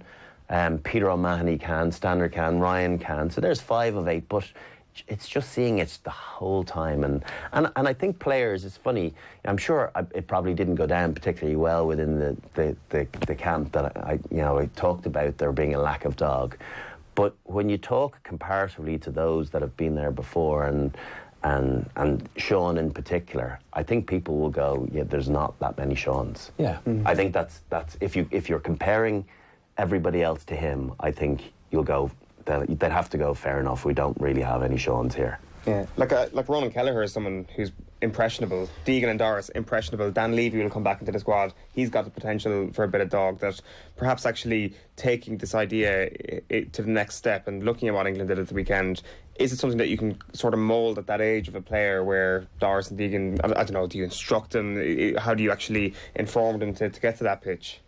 I remember hearing about, I feel like I'm Shawnee's agent here trying to promote him, but I remember hearing about him playing for UCD before he ever came into the Leinster setup. God, this guy's got a proper edge to him. Right. And sometimes that can be good, and sometimes that can mean he's a serious hothead. But then when you marry real ability on top of an attitude like that, and he wasn't the biggest guy in the world, so you're like, all of a sudden when he came in, it was like, oh, this is so exciting. And I think there's an aspect to that to Doris. I don't know him personality-wise at all, but he looks abrasive, and he looks like he's got good skills, and he carries, and he's there. And if there's a shot to be had, he'll try and have a go at someone's ribs. That's the sort of thing that you want. It's about trying to get after someone. And people are like, oh, you can't be encouraging people to go out and hurt people. It's the physical game. That's what we try and do. We try and psychologically get the better of the opposition by the power that we exert on them. And that comes from putting in as many big shots as you possibly can. Yeah. OTB AM. Brian O'Driscoll there, full chat coming up on OTB Sports Radio from 2 o'clock today. It's 45 minutes long and it is worth your time. Make sure to download the Go Loud app. It's available on TuneIn as well, or offtheball.com/radio as well. Stephen Doyle, you're very welcome. Morning. Introduce Stephen. I'm not sure if you're familiar with Stephen's work, Kieran, but Stephen Doyle, over the course of the Dublin 5 in a row, has become I am familiar, of course. The chief yerrer in the history of man. He has actually gone above and beyond anything that any Kerry man has ever done in terms of downplaying Dublin expectations. You will probably come in here now and say that Dublin probably have half a chance of winning the All-Ireland this year or something like that. Well, look, you can only go on form, can't you, Owen? And I would have to say Dublin's form has been patchy at best. So, you know, the miracle comebacks are just happening by pure fluke. But I think we can yer out together here, Kieran. Yeah, we can, because Galway are absolute dead certs. Absolutely, dead certs. They are the favourites. Galway Tyrone All-Ireland final. You're only as good as your last game, Owen. Exactly, completely agree. Where are we starting today, Stephen? Well, Owen, the British government in talks with the RFU over England's Six Nations game against Italy. That match due to take place on March 14th. It follows yesterday's news that Ireland's match against Italy on March 7th has been postponed due to the threat of the coronavirus. The corresponding women's and under-20s matches are also off. The Italian Federation has said its government will decide whether the England match on the final weekend of the tournament goes ahead. Six Nations organisers said last night all of the other matches are scheduled to go ahead, but will continue to monitor the situation, quote, very closely. Around 20,000 England supporters are expected to attend the match in Rome. The women's and under-20s teams are also due to play in Italy on the same weekend, but they are in the northern part of the country where 11 towns have been placed on lockdown. The upshot of all this, of course, is that head coach Andy Farrell could be facing the prospect of not having an Ireland game until that tough trip to Paris on March 14th. And former Ireland out half Ronan O'Gara was talking on Off the Ball last night about how problematic that situation could be. When you're a player, especially after how Sunday went, you just want to get on that pitch as quickly as possible. Not for a training session. A training session helps, but what really helps is having a game to get that out of your system. But if it's the schedule, as you have said there, that they go to Paris next, that's a difficult task. I think it was ideal getting a little bit of confidence back under the belt. So it's probably an aspect of, I think, all of yesterday's chat that maybe was a little bit overlooked. Look, I suppose, you know, the illness that's spreading around Europe is obviously the main concern, but it's going to be a concern for Andy Farrell if the game in Paris goes ahead, and he's had no match between now and then. Ireland going straight into the white-hot atmosphere of the Stade de France. Moving on then to Manchester City boss Pep Guardiola saying that his players are not motivated by the club's impending European ban. City on the verge of dumping the 13-time European champions Real Madrid out of the Champions League. Madrid had led the first leg of the last 16 tie by a 1-0 at the Bernabeu last night, thanks to an Isco strike on the hour mark. But goals from Gabriel Jesus and Kevin De Bruyne gave City a 2-1 win in the Spanish capital. Sergio Ramos sent off to rub salt into the Madridista wound. City facing that 2-year European ban, though, for breaching financial fair play rules. But Guardiola insists the players aren't thinking about that. What we can do to help the team is play good and winning games. That is only we can do. And hopefully the board, the lawyers and the rest can convince the UEFA that we did good things, the nice things, and not wrong things. Now, it was a bad night for Juventus as well, who went down 1-0 away to Lyon in their Champions League tie, but I suppose they will be favourites going back to Italy for that second leg. Rangers are into the last 16 of the Europa League after they beat Braga 1-0 in the second leg of their tie in Portugal last night. That game finished 4-2 on aggregate. Tonight, Manchester United, Wolves, Arsenal and Celtic all in second leg action. Wolves up first at 5:55 in Spain with a 4-0 lead from the first leg against La Liga relegation battlers Espanyol. Manchester United are 1-1 against Bruges going to the second leg at Old Trafford. Celtic and Copenhagen all square at 1-1 as well before their meeting at Parkhead tonight. And Arsenal are 1-0 up as they host Greek side Olympiacos. Those three games kick off at 8 p.m. And there's a 7-race card at Clonmel this afternoon. First race going to post at 2 o'clock. Stephen Doyle, thank you for that. Great stuff. Turning our attention back to the Champions League next here on OTBAM. Dermot Corrigan will be joining us live from Madrid. Before that, here is Ronan O'Gara talking about Johnny Sexton. I think he was struggling, and I think he was struggling obviously with the frustration of probably some of the interpretations around the ruck from Jaco.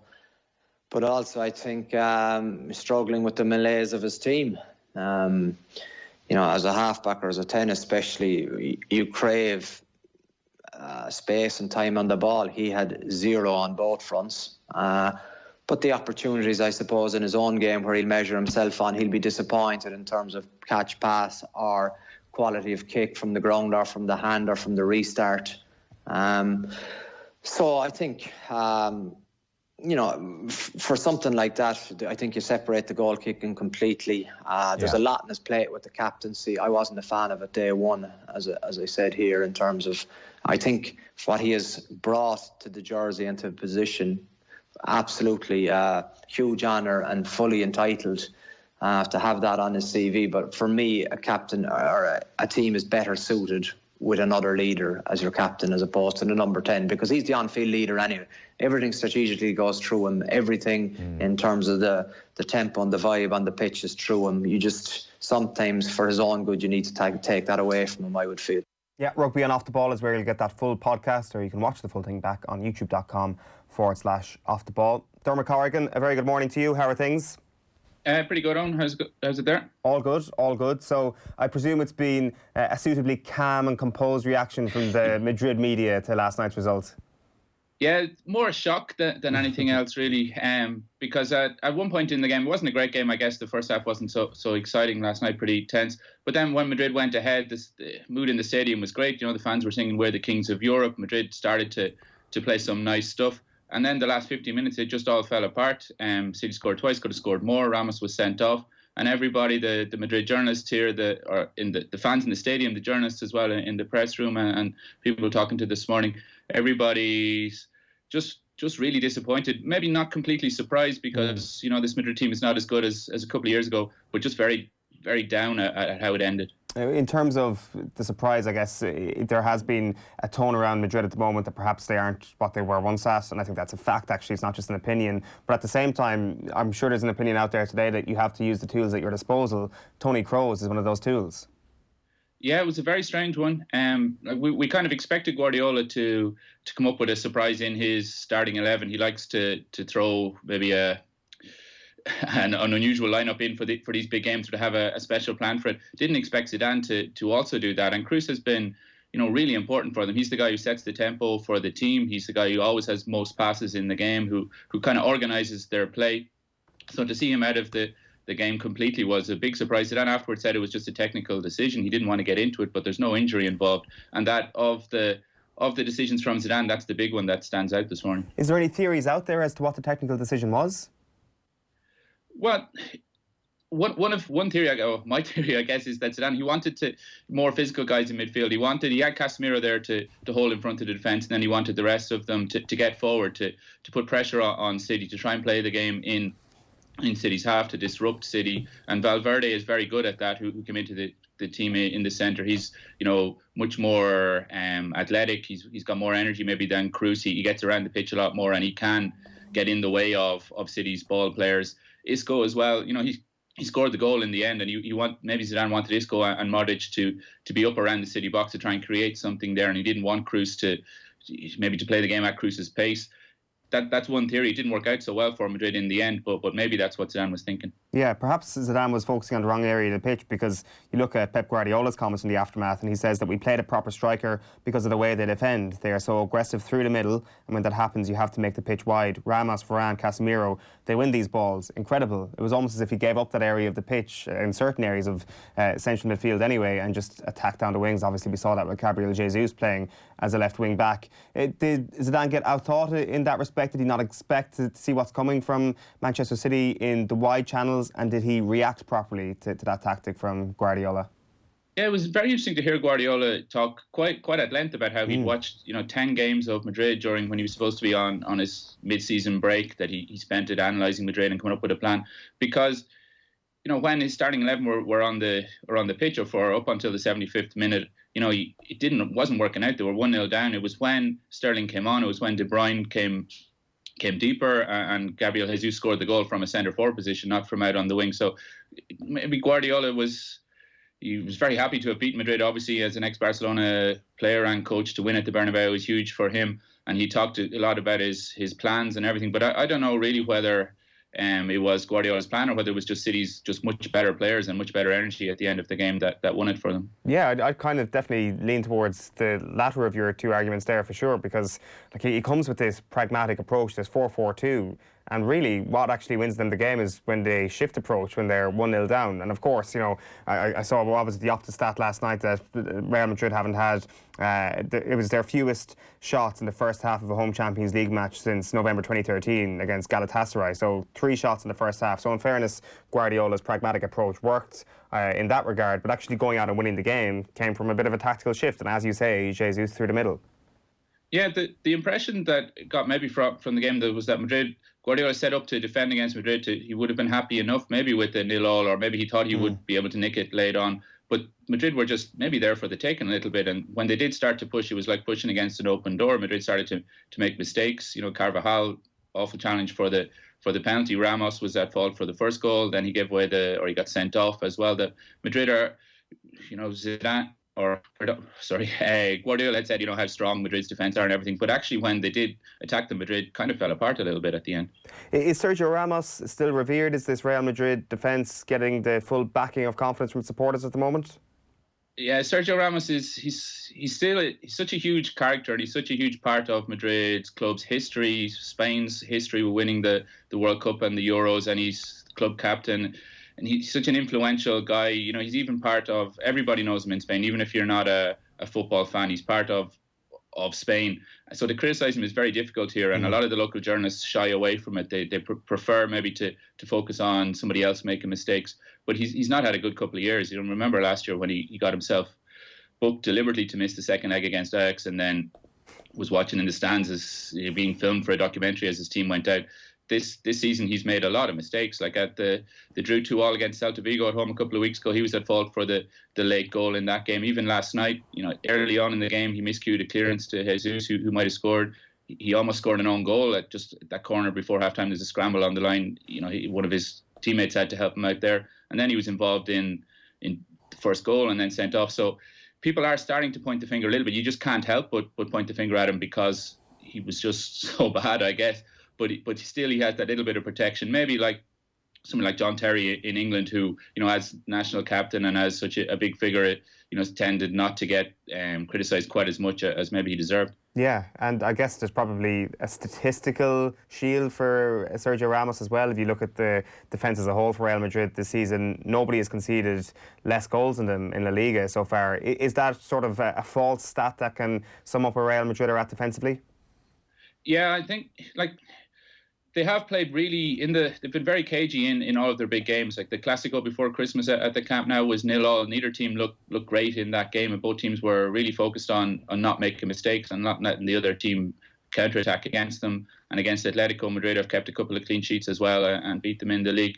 But I think this has been coming, that Zidane was doing his best with the team that he had to try and make them as compact as possible, or to try and get the most out of the team, because he doesn't have the attacking stars that he had before. So they're conceding less goals, they're scoring a lot less goals as well, and Zidane did his best to get them this far. But as you said at the start, it's not the Madrid of a couple of years ago. Their best players are either a lot older or have left. So yeah, the defensive stats do look good, but when it came down to it last night, they weren't able to deal with City's attack. Marca saying this morning that Eden Hazard is the only world-class, truly top player that this club has in its ranks now, and it cites transfer market as a couple of reasons why Manchester City are far ahead of Real Madrid at the moment, if you just look at transfer valuation and all that sort of thing. I presume this is something that Madrid are looking to address this summer. They probably have a hit list of targets, because this is what Real Madrid do, even though last summer, despite Hazard and the lack of luck he's had with his fitness, it was a fairly prolific summer last summer. Yeah, they've had a couple of years of trying to bring in new players, trying to bring in younger players to refresh the team, and finding it difficult, partly because it's so hard to get rid of the guys that they have. Like Bale, they'd love to move him on, but nobody will take him because of his wages. It was very interesting to see that Raheem Sterling interview in the Spanish media here last week, where he posed with the Madrid jersey and then claimed that he was delighted to be at City for the moment if that Champions League ban does happen. And after last night, he impressed everybody when he came on winning that penalty. He'd be a guy who you could see Madrid going for, and for sure whenever things go badly at Madrid, then the reflex action from the president Florentino Perez is to try and spend some money to get some more big name players in. And I'd expect that. Well, they could always come back. We're talking a bit as if they've been knocked out, and maybe they will come back in the second leg, because they do still have lots of experience and lots of talent in the team. Looks unlikely, but if they do go out, then yeah, they'll spend. Just on Barcelona then, Dermot, is it possible for them to win this competition without Luis Suarez? It's going to be difficult as well. Like I would say, any team that has Leo Messi in it has a chance to win any game. He's head and shoulders above everybody in Spain for sure at the moment, and we'll see in Europe. But I wouldn't rule out any team with Messi in it. But apart from that, they similar enough to Madrid in that their best players have got older. Suarez is injured. that's a kind of wear and tear issue that he's been through so much. Same with Piqué, Busquets, the guys who've held them together for so many years. So both Madrid and Barca, you'd have to say that they're great teams of a couple of years ago when the Clásico was amazing, and pretty much the World 11 you could pick between the two teams, it seemed like, or from our perspective here in Spain, that's what it seemed like anyway. That doesn't happen anymore. They have a couple of good players who are coming down from their peak, and the best players are maybe elsewhere now. It might take a little while for a Clásico encounter like we have this weekend to sort of get the full global attention, potentially. I see what you're saying, but at the same time, the fact that we were seeing Real Madrid and Barcelona in a slight bit of decline, there's almost more of an interest in that because it increases the stakes this weekend. It's a must-win game at the Bernabeu on Sunday night for both teams. Yeah, it's huge. For Zidane especially, because of how last night went. If they were to lose again against Barcelona at the weekend, then he would be in big trouble. They'd be 4 points off. They'd have lost. It'd be 3 defeats in a week for them, which would be pretty bad for them.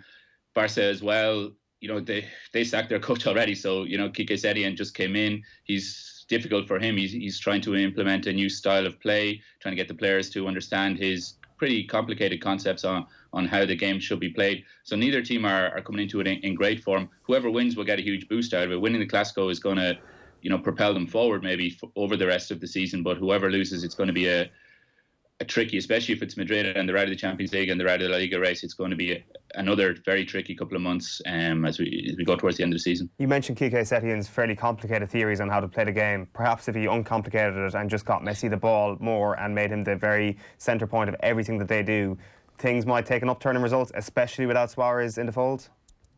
Yeah, it's basically, that's what happens at Barca. Even no matter what coach comes in and tries to work his concept. We've seen it with Setién, even from over the 6 weeks or so he's been in the team, that he's had to refine his ideas or be a little bit less ambitious with the changes that he makes. But Barca are turning into a little bit like Argentina when we saw them at the World Cups, where everybody wants to give Messi the ball. The opposition know it as well. So often there'll be like 4 or 5 players around Messi, and there is space elsewhere for people to exploit. And Messi's very good at drawing everybody towards him and then clipping a ball over the top to somebody else.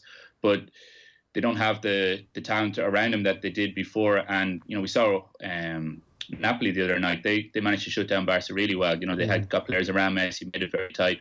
Barca had no shots on target in the first half of the game, only a couple over the course of the game. They got out of it. Griezmann scored and they're looking like they'll go through.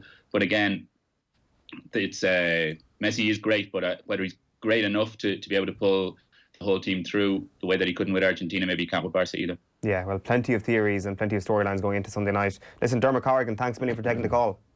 Cool. Cheers, on. Cheers, Dermot. That's Dermot Corrigan on the line from Madrid. We are back with John Duggan's Virtual Insanity in just a moment, and we'll also be hearing about Kieran Donaghy's favourite sports documentaries. Back in a sec. OTB AM. This is OTB Sports Radio. This is OTB Sports Radio. Thursday night football with John Giles. I was talking to somebody about Messi and hasn't won a major. And Ronaldo might. Does that make him a better player? Well, Messi hasn't an opportunity to play in the majors, but they're both great players. The best analysis of all the week's football from Ireland's #1 football man. PSG, I thought professionally, were dreadful. Liverpool had that. Liverpool had an honesty about them that PSG didn't have and deserved to win it. It would have been a disgrace, I think, had they not won that particular game. John Giles, every Thursday at 7:30 p.m. on OTB Sports Radio, live 24/7 on the Go Loud app. The OTB Brief. Everything you need to know about sport every morning. Need to get on top of the day's sports news? Well, the OTB Brief is the only sports update you'll need every morning. With all the breaking stories, post-match reaction. They had one more day to rest. We were really in trouble to build the team. And the best bits from off the ball, all in a 10-minute podcast. Oh, sweaty palms. Of course, you guys know what it's like, but that was nervy, yeah. The OTB Brief, online every morning from 7 a.m. on offtheball.com, the Go Loud app, and everywhere you get your podcasts. OTB AM. It's gone 9 o'clock on Thursday morning, which can mean one thing and one thing only: time for Virtual Insanity. John Duggan. Well, good morning, everyone. It's €915 in the pot, which is a little bit down this year, but we want to know where we are in December. That's the key thing. Couldn't hit a barn door, but I've been a bit unlucky as well. So 3 things about betting you need to know. Obviously, you need to gamble responsibly. Actually, it's 4 things now. I've just said that. That's the first thing I say. It's about profit. It's not about winning and losing. It's about staking, and it's about a long-term game. I want to know where we are in December. I know we're going to get 50-1 winners, 100-1 winners. I can just feel it. Manchester City won last night. I knew that would happen. I know this is going to happen, right? So the Honda Classic is this week's tournament. Paddy Harrington won it a few years ago. Tees off around lunchtime in PGA National in Florida. That's you're going to get your bets on by lunchtime if you're going to have an interest. Always go each way as well. Big field for the Honda Classic. Windy Florida course redesigned by Jack Nicklaus. The Bear Trap 15 through 17. Tough course. Fairways and greens. So who are the fairways and greens guys? Billy Horschel. Big ball striker Billy. Streaky player, 5 PGA Tour wins, including the Tour Championship. Fairways and greens for Billy, tied for 9th in Phoenix, tied for 9th last week in Mexico. 2 top 10s in this tournament before in Honda Classic. 25-1 for Billy, 50 odds if you shop around the first 8 places. 3 each way, Billy Horschel. Next, Tommy Fleetwood. England's finest from Southport, never won on the PGA Tour. Hard to believe that. Tommy Fleetwood has never won there. European Tour legend, 4th on his only previous Honda Classic start. He's got the course for him. 12-1, 50 odds the first 8 places, has been playing well. 3 each way, Tommy Fleetwood, the long-haired lover from Liverpool. Emiliano Grillo from Argentina, another fairways and greens machine. 3rd in Puerto Rico last week, I noticed that.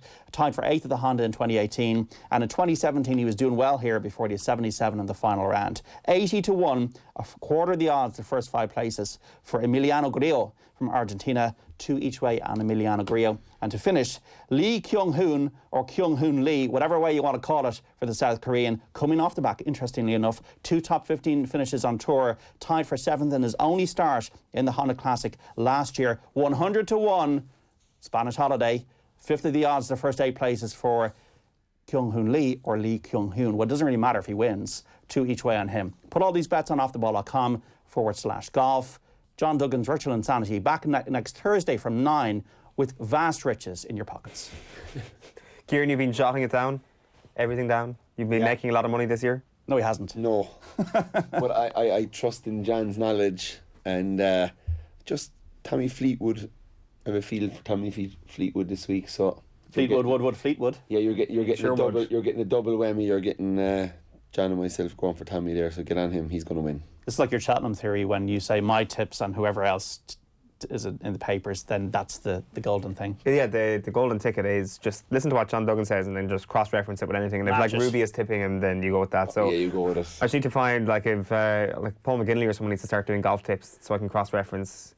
You see, I get these people on Twitter saying I'm copying everybody else, which is pretty nasty stuff. Yes. So obviously, don't listen to the trolls. I try not to, and then I do my own, and then I realise, oh my God, Steve Palmer, who's the greatest golf tipster of all time, or Ben Coley, they've tipped the same guys, but nobody's tipped Emiliano Grillo. Nobody has tipped Kyung-hoon Lee this week. They're the big ones. So remind us again, who are you looking out for? Billy Horschel, the ball striker. Billy Horschel wears the colourful clothing. 25-1. The Liverpool lover. From the long-haired lover from Liverpool. Tommy Fleetwood. Is that official nickname? Yeah. No, it's not. We wanted to be no, John. I wanted to be no. Emiliano Grillo and Kyung-hoon Lee. So, look, I actually do think. I mean, I think it's best to have just an interest a year or two each way. But I do believe golf is where the money is, and I do believe I've had some crazy winners in the past, and I do believe that's the only sport. If you had a horse in a race, and the Grand National, you can often sometimes have a. But if you look at a 50-1 bet in a soccer match. You're not going to get a 50-1 winner in a 3-horse race, but you can get anybody who's 50-1 in a golf tournament does have a chance. Patrick Reed last week is 45-1, and he's always got a chance. You always have a chance in golf. The reason why the odds are so good is because of the size of the fields. What's your take on where Rory's at after the last 2 weeks? A little bit concerned because I think that you'd want to be winning these tournaments to take the pressure off his mentality for the Masters.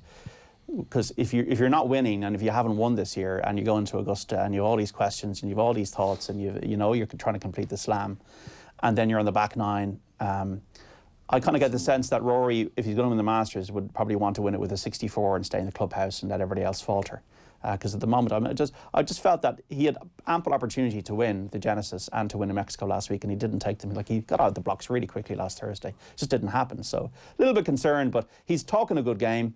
And his consistency has been excellent. So I just love to see him win a bit more.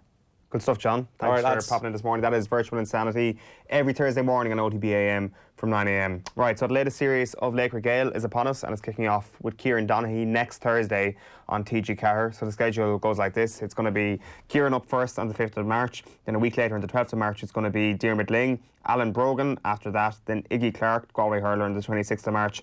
David Brady on the 2nd of April, and then Brenda McInnesby on the 9th of April. So we'll come back to Kieran's episode in just a moment, but first let's go back to Tuesday nights Off the Ball, because David Brady himself was in studio with Joe chatting about his episode. You don't start the 04 final, and you address that, and your brother Ger in the piece says that you and Mon had a love-hate relationship. Is that right? Is that how you describe it? I wouldn't say love-hate. And I was, I was pretty adamant too that I talk about Yulin, and I go up through my club manager, Martin Sheridan, under 14, under 16. We won 2 county titles, great times. I had Martin Kearney, brilliant, absolutely phenomenal. Every game we ever played afterwards, Martin had always right to you. Always. Sorry, right to you? Yeah, a note. Not every game, but every important game, every final, definitely. You'd have the note from Martin Kearney and family. Gina Lawrester. To say what? Good luck. Really? The whole thing is,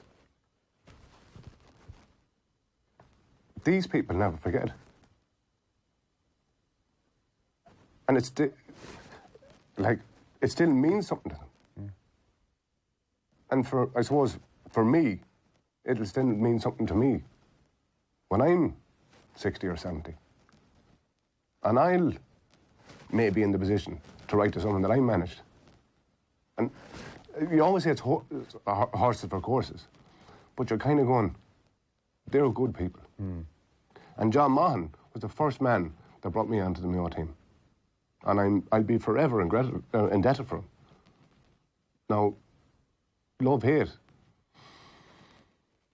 Look, we talk about it in the film, I think. People make mistakes. I probably made mistakes, but John definitely made a mistake. And I go back and I say, as the one thing, you do not gamble with Mayo football. And he took a risk in saying, well, you'd come off the bench again for Fermanagh, I think it was, and you'd played extremely well in the quarter-final. So I'm not sure why you were left off against Fermanagh, what the issue was, but the risk as it was billed against Kerry was, will hold you back on the bench. That's the gamble when you say gamble. That's the gamble. Okay. Did he ever explain the gamble? No. Really? No. And I didn't answer. I knew the gamble. He didn't have to answer to me. Yeah. But sure, the gamble didn't work. We've gambled since. Yeah, it's a brilliant listen. Well worth checking out. It's on the GEA network of our podcasts and Off the Ball, wherever you get your podcasts, and as well on youtube.com/Off the Ball if you want to watch the full thing back. As I say, Kieran, your episode is up first this day next week on TG Cahir, and then there's 5 or 6 episodes thereafter. David Brady's the penultimate episode of the series. I watched yours last night. It's very good.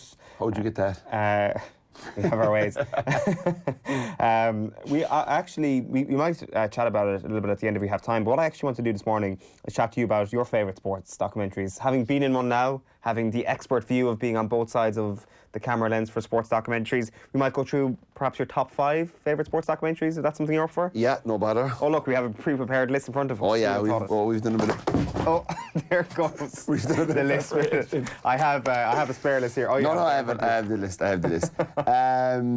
Yeah, look, sports documentaries. I've been on Laochra Gael. It's an absolute honour to be on it. When I was asked, I was flattered and delighted to do it. And I believe it's a good enough show. We watched it in the Greyhound Bar last Sunday night, and there was a big crowd there. So you weren't the only one to get a little peek preview. I'm going to start number 5. The Bad Boys, ESPN, obviously, they're the king of documentaries and sports documentaries, especially the sport I love most, which is basketball. So, The Bad Boys, about the Pistons in the late 80s and 90s. They were the mean team. They had Bill Lambier, big 6'11" white guy, used to go around. If he was playing the NBA now, he'd be suspended. He wouldn't play 6 games a season because he'd be probably in jail for some of the stuff he did in the basketball court. So they had the famous Jordan rules when Jordan was trying to break break into the team, break into winning an NBA championship. these boys had a thing called the Jordan rules, and the Jordan rules were anybody that came near the basket was absolutely killed, especially Michael Jordan. So Isaiah Thomas there in the picture there, what a player. Yeah, they had Isaiah Thomas and Joe Dumars. They had loads of skills, and they won 2 championships in an era where the Celtics and the Lakers were really dominant. So they were a brilliant team. They had Dumars and Isaiah Thomas in the backcourt. Fascinating relationship between the two of them. And Rodman. Look, Dennis Rodman was who I modelled a lot of my game on, and who I probably still play most like, because I could get 20 rebounds and no points. So I think Dennis Rodman is the player to have the most rebounds and no points. He's 5 games, 1 game he had 28 rebounds and no points. Is he an underrated facet of the Bulls? Hugely. Yeah. And I think real basketball people and real people with knowledge of the game, Rodman's never underestimated. Rodman was the best defender. Rodman used to pick up all the best guys, Magic Johnson, Larry Bird, and he'd take them out of the game. He was called the worm because he was able to get inside your head. He was physical, he was in your face. You're talking about shithousery that we talked about last week on Shot Clock. Dennis Rodman would be up there with the kings of shithousery. A very quiet guy in his Pistons day. He had the black hair. He was really inside himself. He got Defensive Player of the Year. He couldn't make his speech because he was crying so much during it. He actually couldn't get the words out about how proud it was that he was the best defender in the NBA. A very intriguing character. And yeah, they had Bill Lambier, as I said, who was a hatchet man but could step out and shoot the three and extend the floor. They had Mark Aguirre, who from the west side of Chicago that we'll talk about later on, as well as Isaiah Thomas, both from the west side of Chicago. Both went to Detroit and actually had a lot of people in Chicago during them times cheering for the Pistons because of their allegiance to them. So a really good documentary. It goes through the rise and the fall, how they got to the top and what started to break it down, and characters within the team and the way they've done it and the settings they use is a really great documentary. So I'd urge you to check that out. Number 4 on my list is Unguarded. I haven't seen this one. Yeah, look, go home and watch it tonight and give me a text later on. About Chris Heron. From Fall River, Massachusetts, a tough area in Boston. White guy, 6'4", could shoot, could really play, went to Fresno State University, had huge kind of pull drawbacks to troubles in Boston. In the area he's from, drugs was a huge part of it. He had huge addiction problems. He went to Fresno State and would get away from it, but then people would come out from Boston and would bring him drugs, and when he'd come back in the off-season, he'd get back involved in it again, and he had a constant battle. And there was huge hope and prayers that he'd get drafted into the NBA, and where would he get drafted? And, his family and a lot of his close friends were saying, as far away from Boston as possible, this guy can get drafted, and he might be able to turn his life around, and because he'll get away from all the people he knows, the circles he knows in relation to the drugs. Gets selected by the Boston Celtics, which in a sick way was so sad, because it should have been a dream for this kid from Boston to represent the Celtics. He loved the Celtics, coming off the back of Larry Bird and that team. He could have been the next White Hope. He was brilliant. He was a really good player.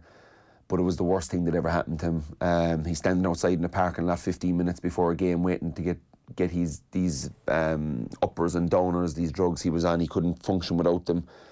The national anthem's going on inside in the hall. Chris Heron, the rookie point guard, is out the back waiting to meet some guy and do a deal with him and get back in.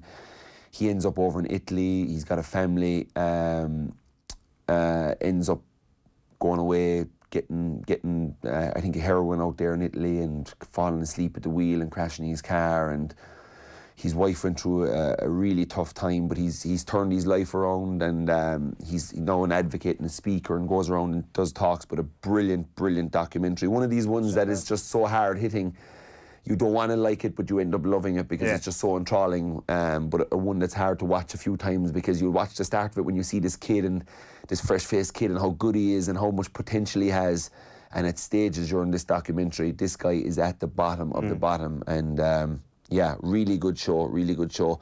Number 3 is about the great Len Bias. It chronicles the death of this guy who they said was going to be as good as Jordan. This is like the first amazing 30 for 30. I know it's only like episode 3 or 4, but like when 30 for 30 brought this documentary out, everybody was like, this is a series of documentaries that has something a little bit different about it. Like I think probably Bill Simmons would be the first person to admit that it's like stories like this that helped make this series what it was, and this is just a fantastic watch. So for anybody who doesn't know what happens with Len Bias? Len Bias is like, just an unbelievable high school and college player, again from really tough areas of Chicago. Was an absolute superstar in Maryland University, and was 6'7", could shoot the ball, had the high flying, could dunk. Literally, if Jordan had just came into the league, I think in '84. This guy was like, literally, they were saying this guy's as good as Jordan. He's going to be, because Jordan's star, we'll say in '86, even though it was incredibly high, and he'd gotten 63 points against the famous Boston Celtics that year, nobody was saying at that stage Jordan is the best player in the world or anything like that. It was obviously as his career went on, but they were saying this guy is as good as Jordan when he was coming out. It's a harrowing one. It's really tough, but it basically documents his life and his profile as he rises through the ranks of college basketball, high school to college basketball.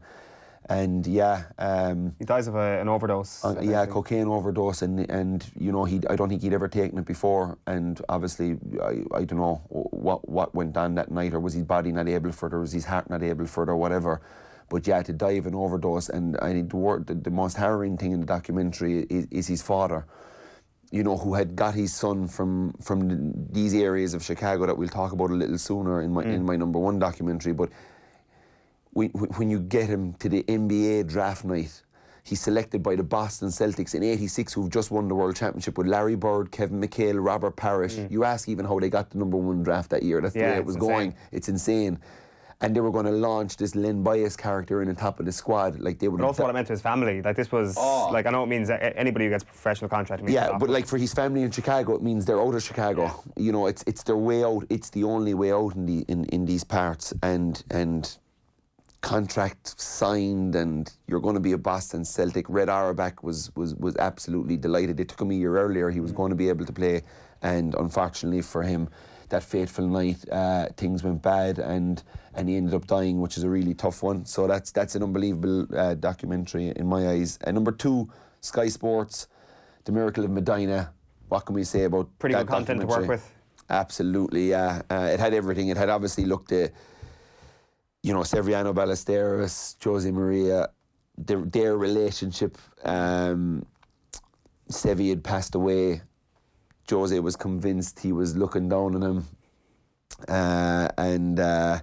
Sevi gave Ian Poulter. He gave him some kind of powers, yeah. And the golf, like the Ryder Cup always brings me to a standstill, but I think it brings most sports fans and obviously golf fans to a standstill when it's on.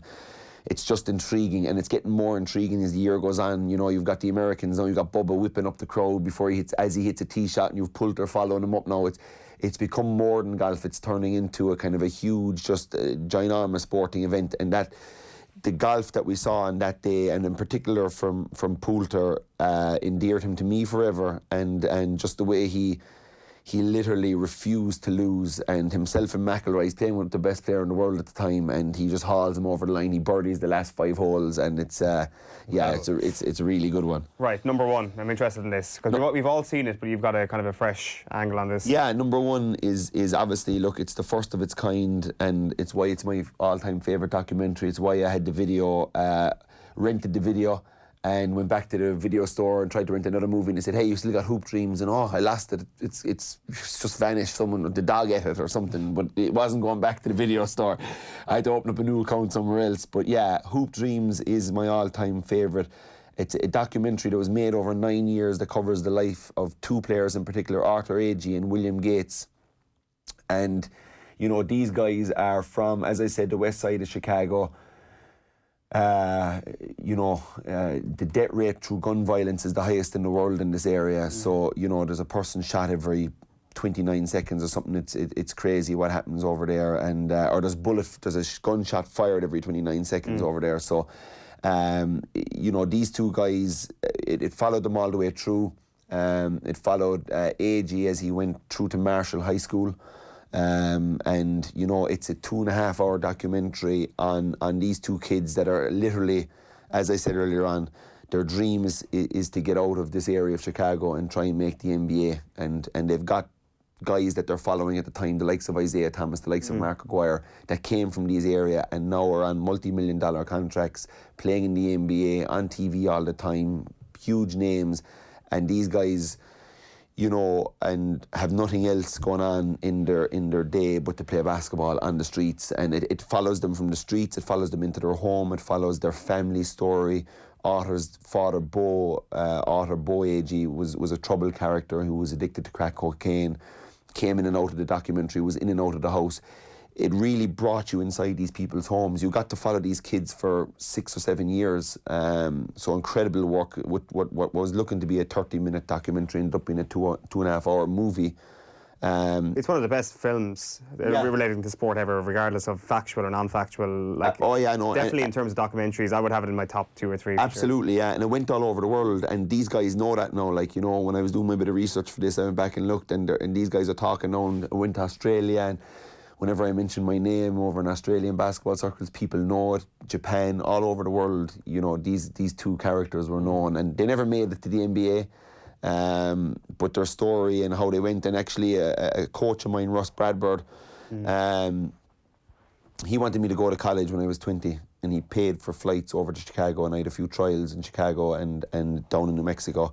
And a guy that Russ brought to New Mexico was a guy called Sean Harrington, an incredible basketball player, an incredible person, and came back to the toughest side of Chicago to coach in this Marshall High School where Otter Agee went, because he also went there. And Sean Harrington has a little cameo coming down the bus in Hoop Dreams. He's got a fly Adidas kind of shell suit at the time, were a big thing. You might remember Paul Gascoigne used to wear him. But he comes down the bus kind of fist pumping, and he was coaching at Marshall High School for years, doing a great job there. His car was stolen one time.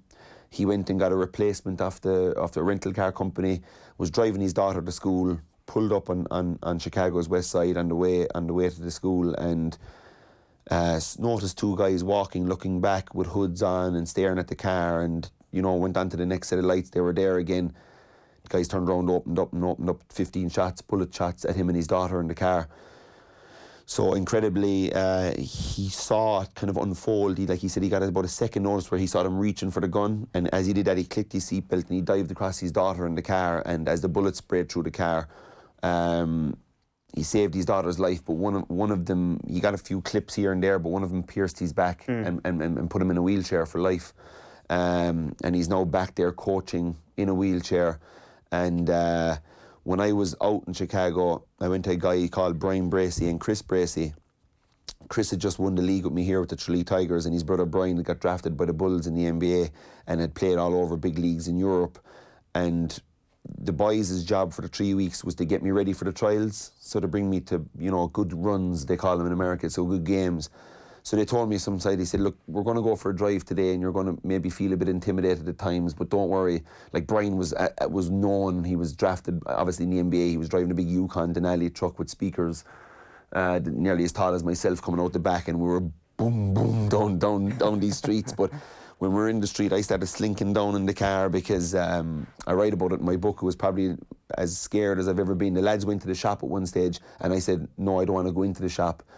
And as they were in there, I started panicking, going, I'm in this car by myself. Yeah. No, the windows were all tinted, but like, I'm talking about guys standing on the streets, hoods up, brown paper bags, drinking their liquor, looking really intimidating.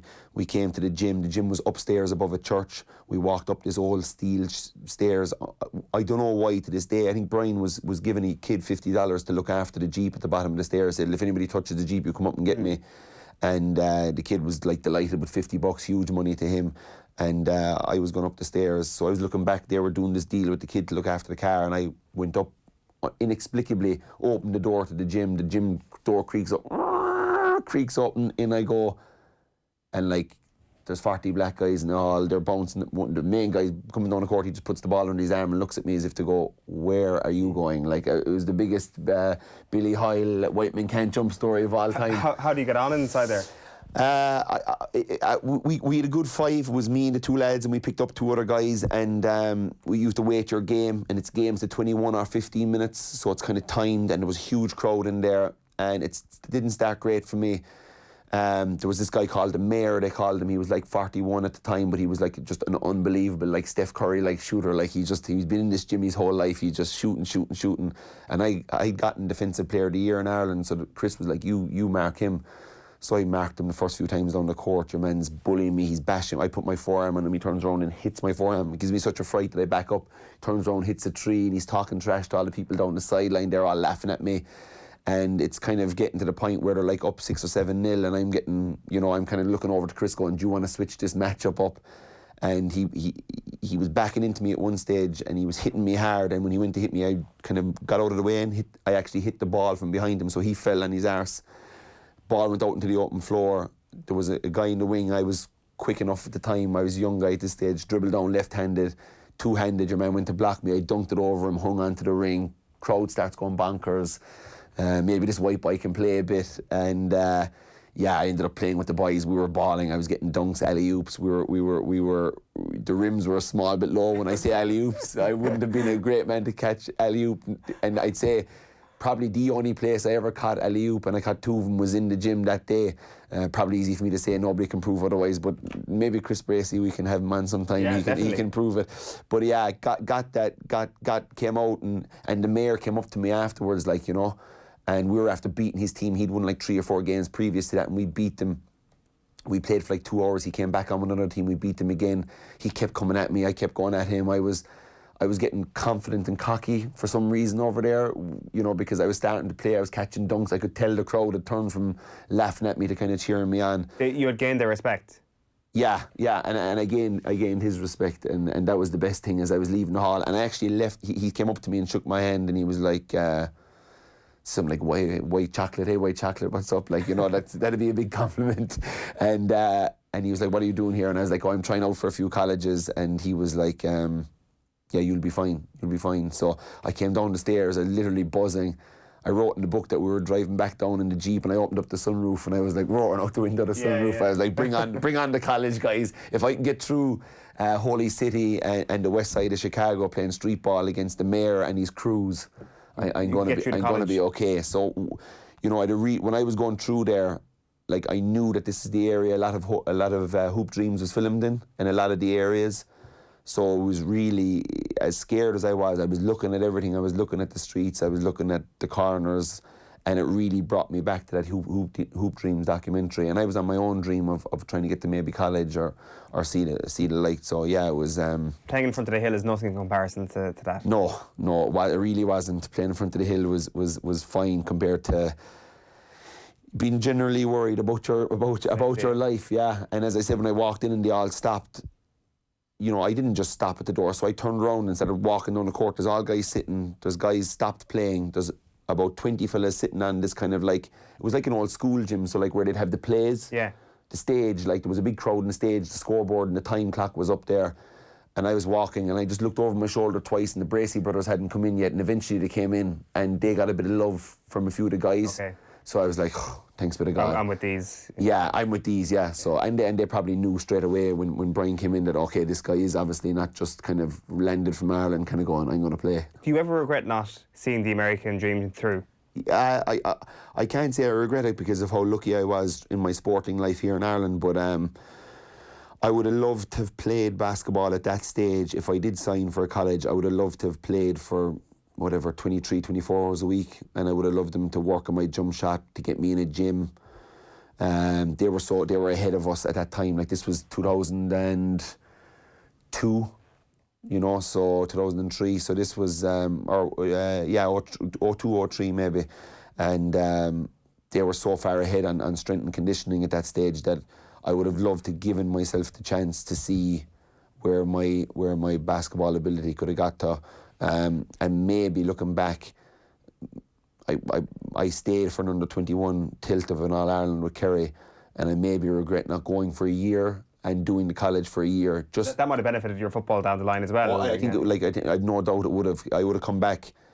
There would have been no kind of, do your weights on a Tuesday and Thursday. This would have been weights every day, and this would have been me coming back, a bit more of an animal almost, a different animal from a year over in the States. So I can't say I regret it, but I would have loved the life of a college basketball athlete, I think. Maybe not the school part, but definitely the playing every day and the games and the atmospheres, and being a bit of an underdog all the time would have suited me. Your Laochra Gael is out next Thursday. We don't really have any time to chat about it. It is worth checking out, I can assure you. Just one thing I wanted to ask you about. There's a scene in it where you're talking about winning Footballer of the Year in 2006, and you're saying you're there alongside Henry Shefflin winning Hurler of the Year, and you say that there's no way I'm actual Footballer of the Year. I might have been the most on-form Footballer of the Year.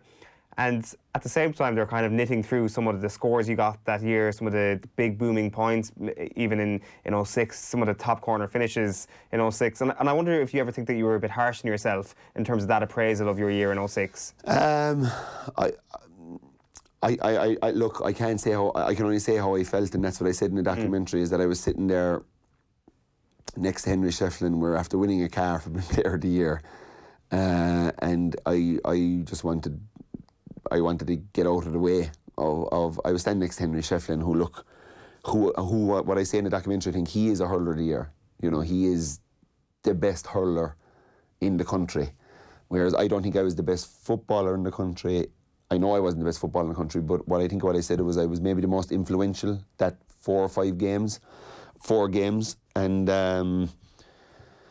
it just felt it didn't sit well with me that I was standing in pictures next to Henry Shefflin. I was a bit look, I know my standing, and I know, yes, things went well for me that year, and I did take my chances well and all that, but it wasn't just like some sort of random influence, some big fella who caught the ball and then laid it off all the time. Like, you were scoring, you were finishing, you were like... Yeah, I could kick with my right leg. Like, I had a decent right leg. Like, you know, I had no left leg.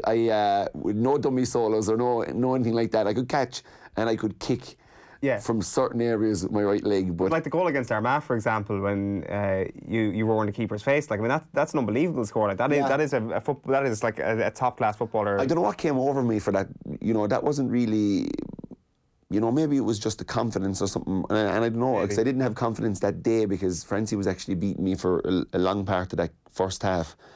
But yeah, to catch the ball with my back to goal, it would be very not like me to do a shimmy and take on my man. The only thing I was saying to him was he was on a yellow. He just picked up a yellow at the start of the second half, and that's the only reason was probably going on in my head to take this guy on.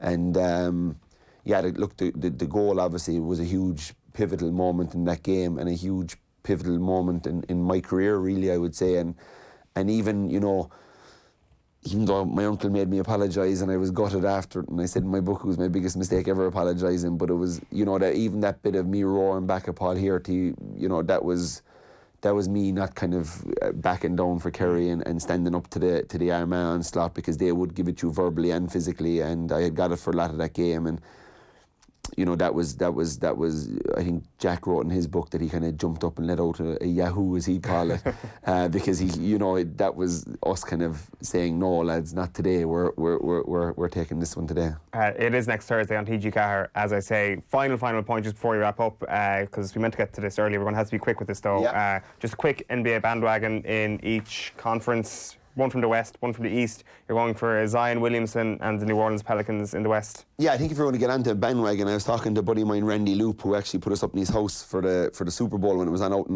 New Orleans. I was talking to him last week. I was like, Jesus, you must be having a good time watching these New Orleans. You know, Zion's back, and since he's come back, he's been unbelievable. He's been legit, even him going at LeBron the last day. They're young, they're talented, they're high-flying, they're making a dash for the playoffs. They had no hope for the playoffs. Ja Morant was a certainty for the Rookie of the Year. Now the Pelicans are looking, and what a series that would be. What about the Pelicans getting to 8, taking on the Lakers at 1, LeBron versus Zion, they played each other this week. Yeah, it was amazing. It was amazing. And they've got Lonzo Ball, who's one of the best point guards in the league. He's legit top 5 defender on the point guard position. Brilliant passer. He's improved his shot. They've got Josh Hart in that deal from the Lakers. They've got Drew Holiday in there. They've got Brandon Ingram, who came from the Lakers, who they'd moulded him for 3 or 4 years. This guy's the closest thing physically to Kevin Durant we have in the league. He's not as good as Durant, don't get me wrong, but he scored 40 points this year. He scored 49 points this year in a game. He's 6'11", he can get to the basket. They got JJ Redick who can spread the floor.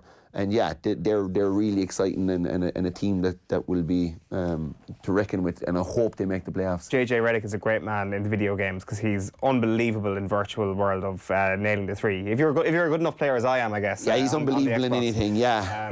In the East, you're going for Miami Heat. Yeah, I'm going for the Heat. I love what they're doing. They're under fancied this year. Jimmy Butler has been amazing. That Bam Adebayo, who was, I think, most improved last year, was an all-star this year, so he's big in the middle. They've Udonis Haslem, who's been there since they won their first ever championship with Shaq and D Wade back in the day, so he's an unbelievable longevity in his career. They just signed Andre Iguodala, so he wanted out of, I think it was he wanted out of Ja Morant's Wizards, and he got the deal. He's in Miami. He'll bring great level of experience and that to them. They've Derek Jones, who won the dunking contest, and Duncan Robinson, who's a three-point king, and their two rookies, Kendrick Nunn and Tyler Hero, are playing unbelievable off the charts basketball. So they're a great watch in the East, and will be exciting come playoffs. What I would say is get on these bandwagons, not just for this season, but forever, because that way, if you become a big enough fan, you've got an excuse to either go to New Orleans or go to Miami, and they're not bad places to visit. So absolutely, I went to both my honeymoon, so that's probably why I have a soft spot for them. Right, make sure to keep an eye out for tomorrow's episode of The Snap, where Ger Ronan and the gang will be looking ahead to the NFL Scouting Combine, as well as what trades may be in store for the off-season. You can watch The Snap tomorrow from 1 o'clock across all Off the Ball social channels and on OTB Sports Radio. And on the theme of American football, don't forget that our new American football newsletter, OTB Club Gridiron, is hitting mailboxes all around Ireland. Content from The Snap, podcasts, fixtures, results, snapshot vignettes, reports from games, stats and facts, early bird tickets to events, as well as both long and short-form video content around all things Gridiron will be available through membership of the club, which of course is free. Subscribe at offtheball.com/Club Gridiron and enjoy all that OTB Club Gridiron has to offer. Kieran, thanks a million for popping in. No bother, man. Enjoy the weekend. Thanks. Yeah, you too. That is it for OTBAM this morning. Adrian and the gang are back in tomorrow morning. I won't be in, unfortunately, but Adrian will have you covered. Off the Ball live on the radio tonight from 7 o'clock. And don't forget Brian O'Driscoll on OTB Sports Radio, the full 45-minute chat on the disaster at Twickenham coming up from 2 o'clock. We'll chat to you later. Bye-bye for now. OTB AM. This is OTB Sports Radio.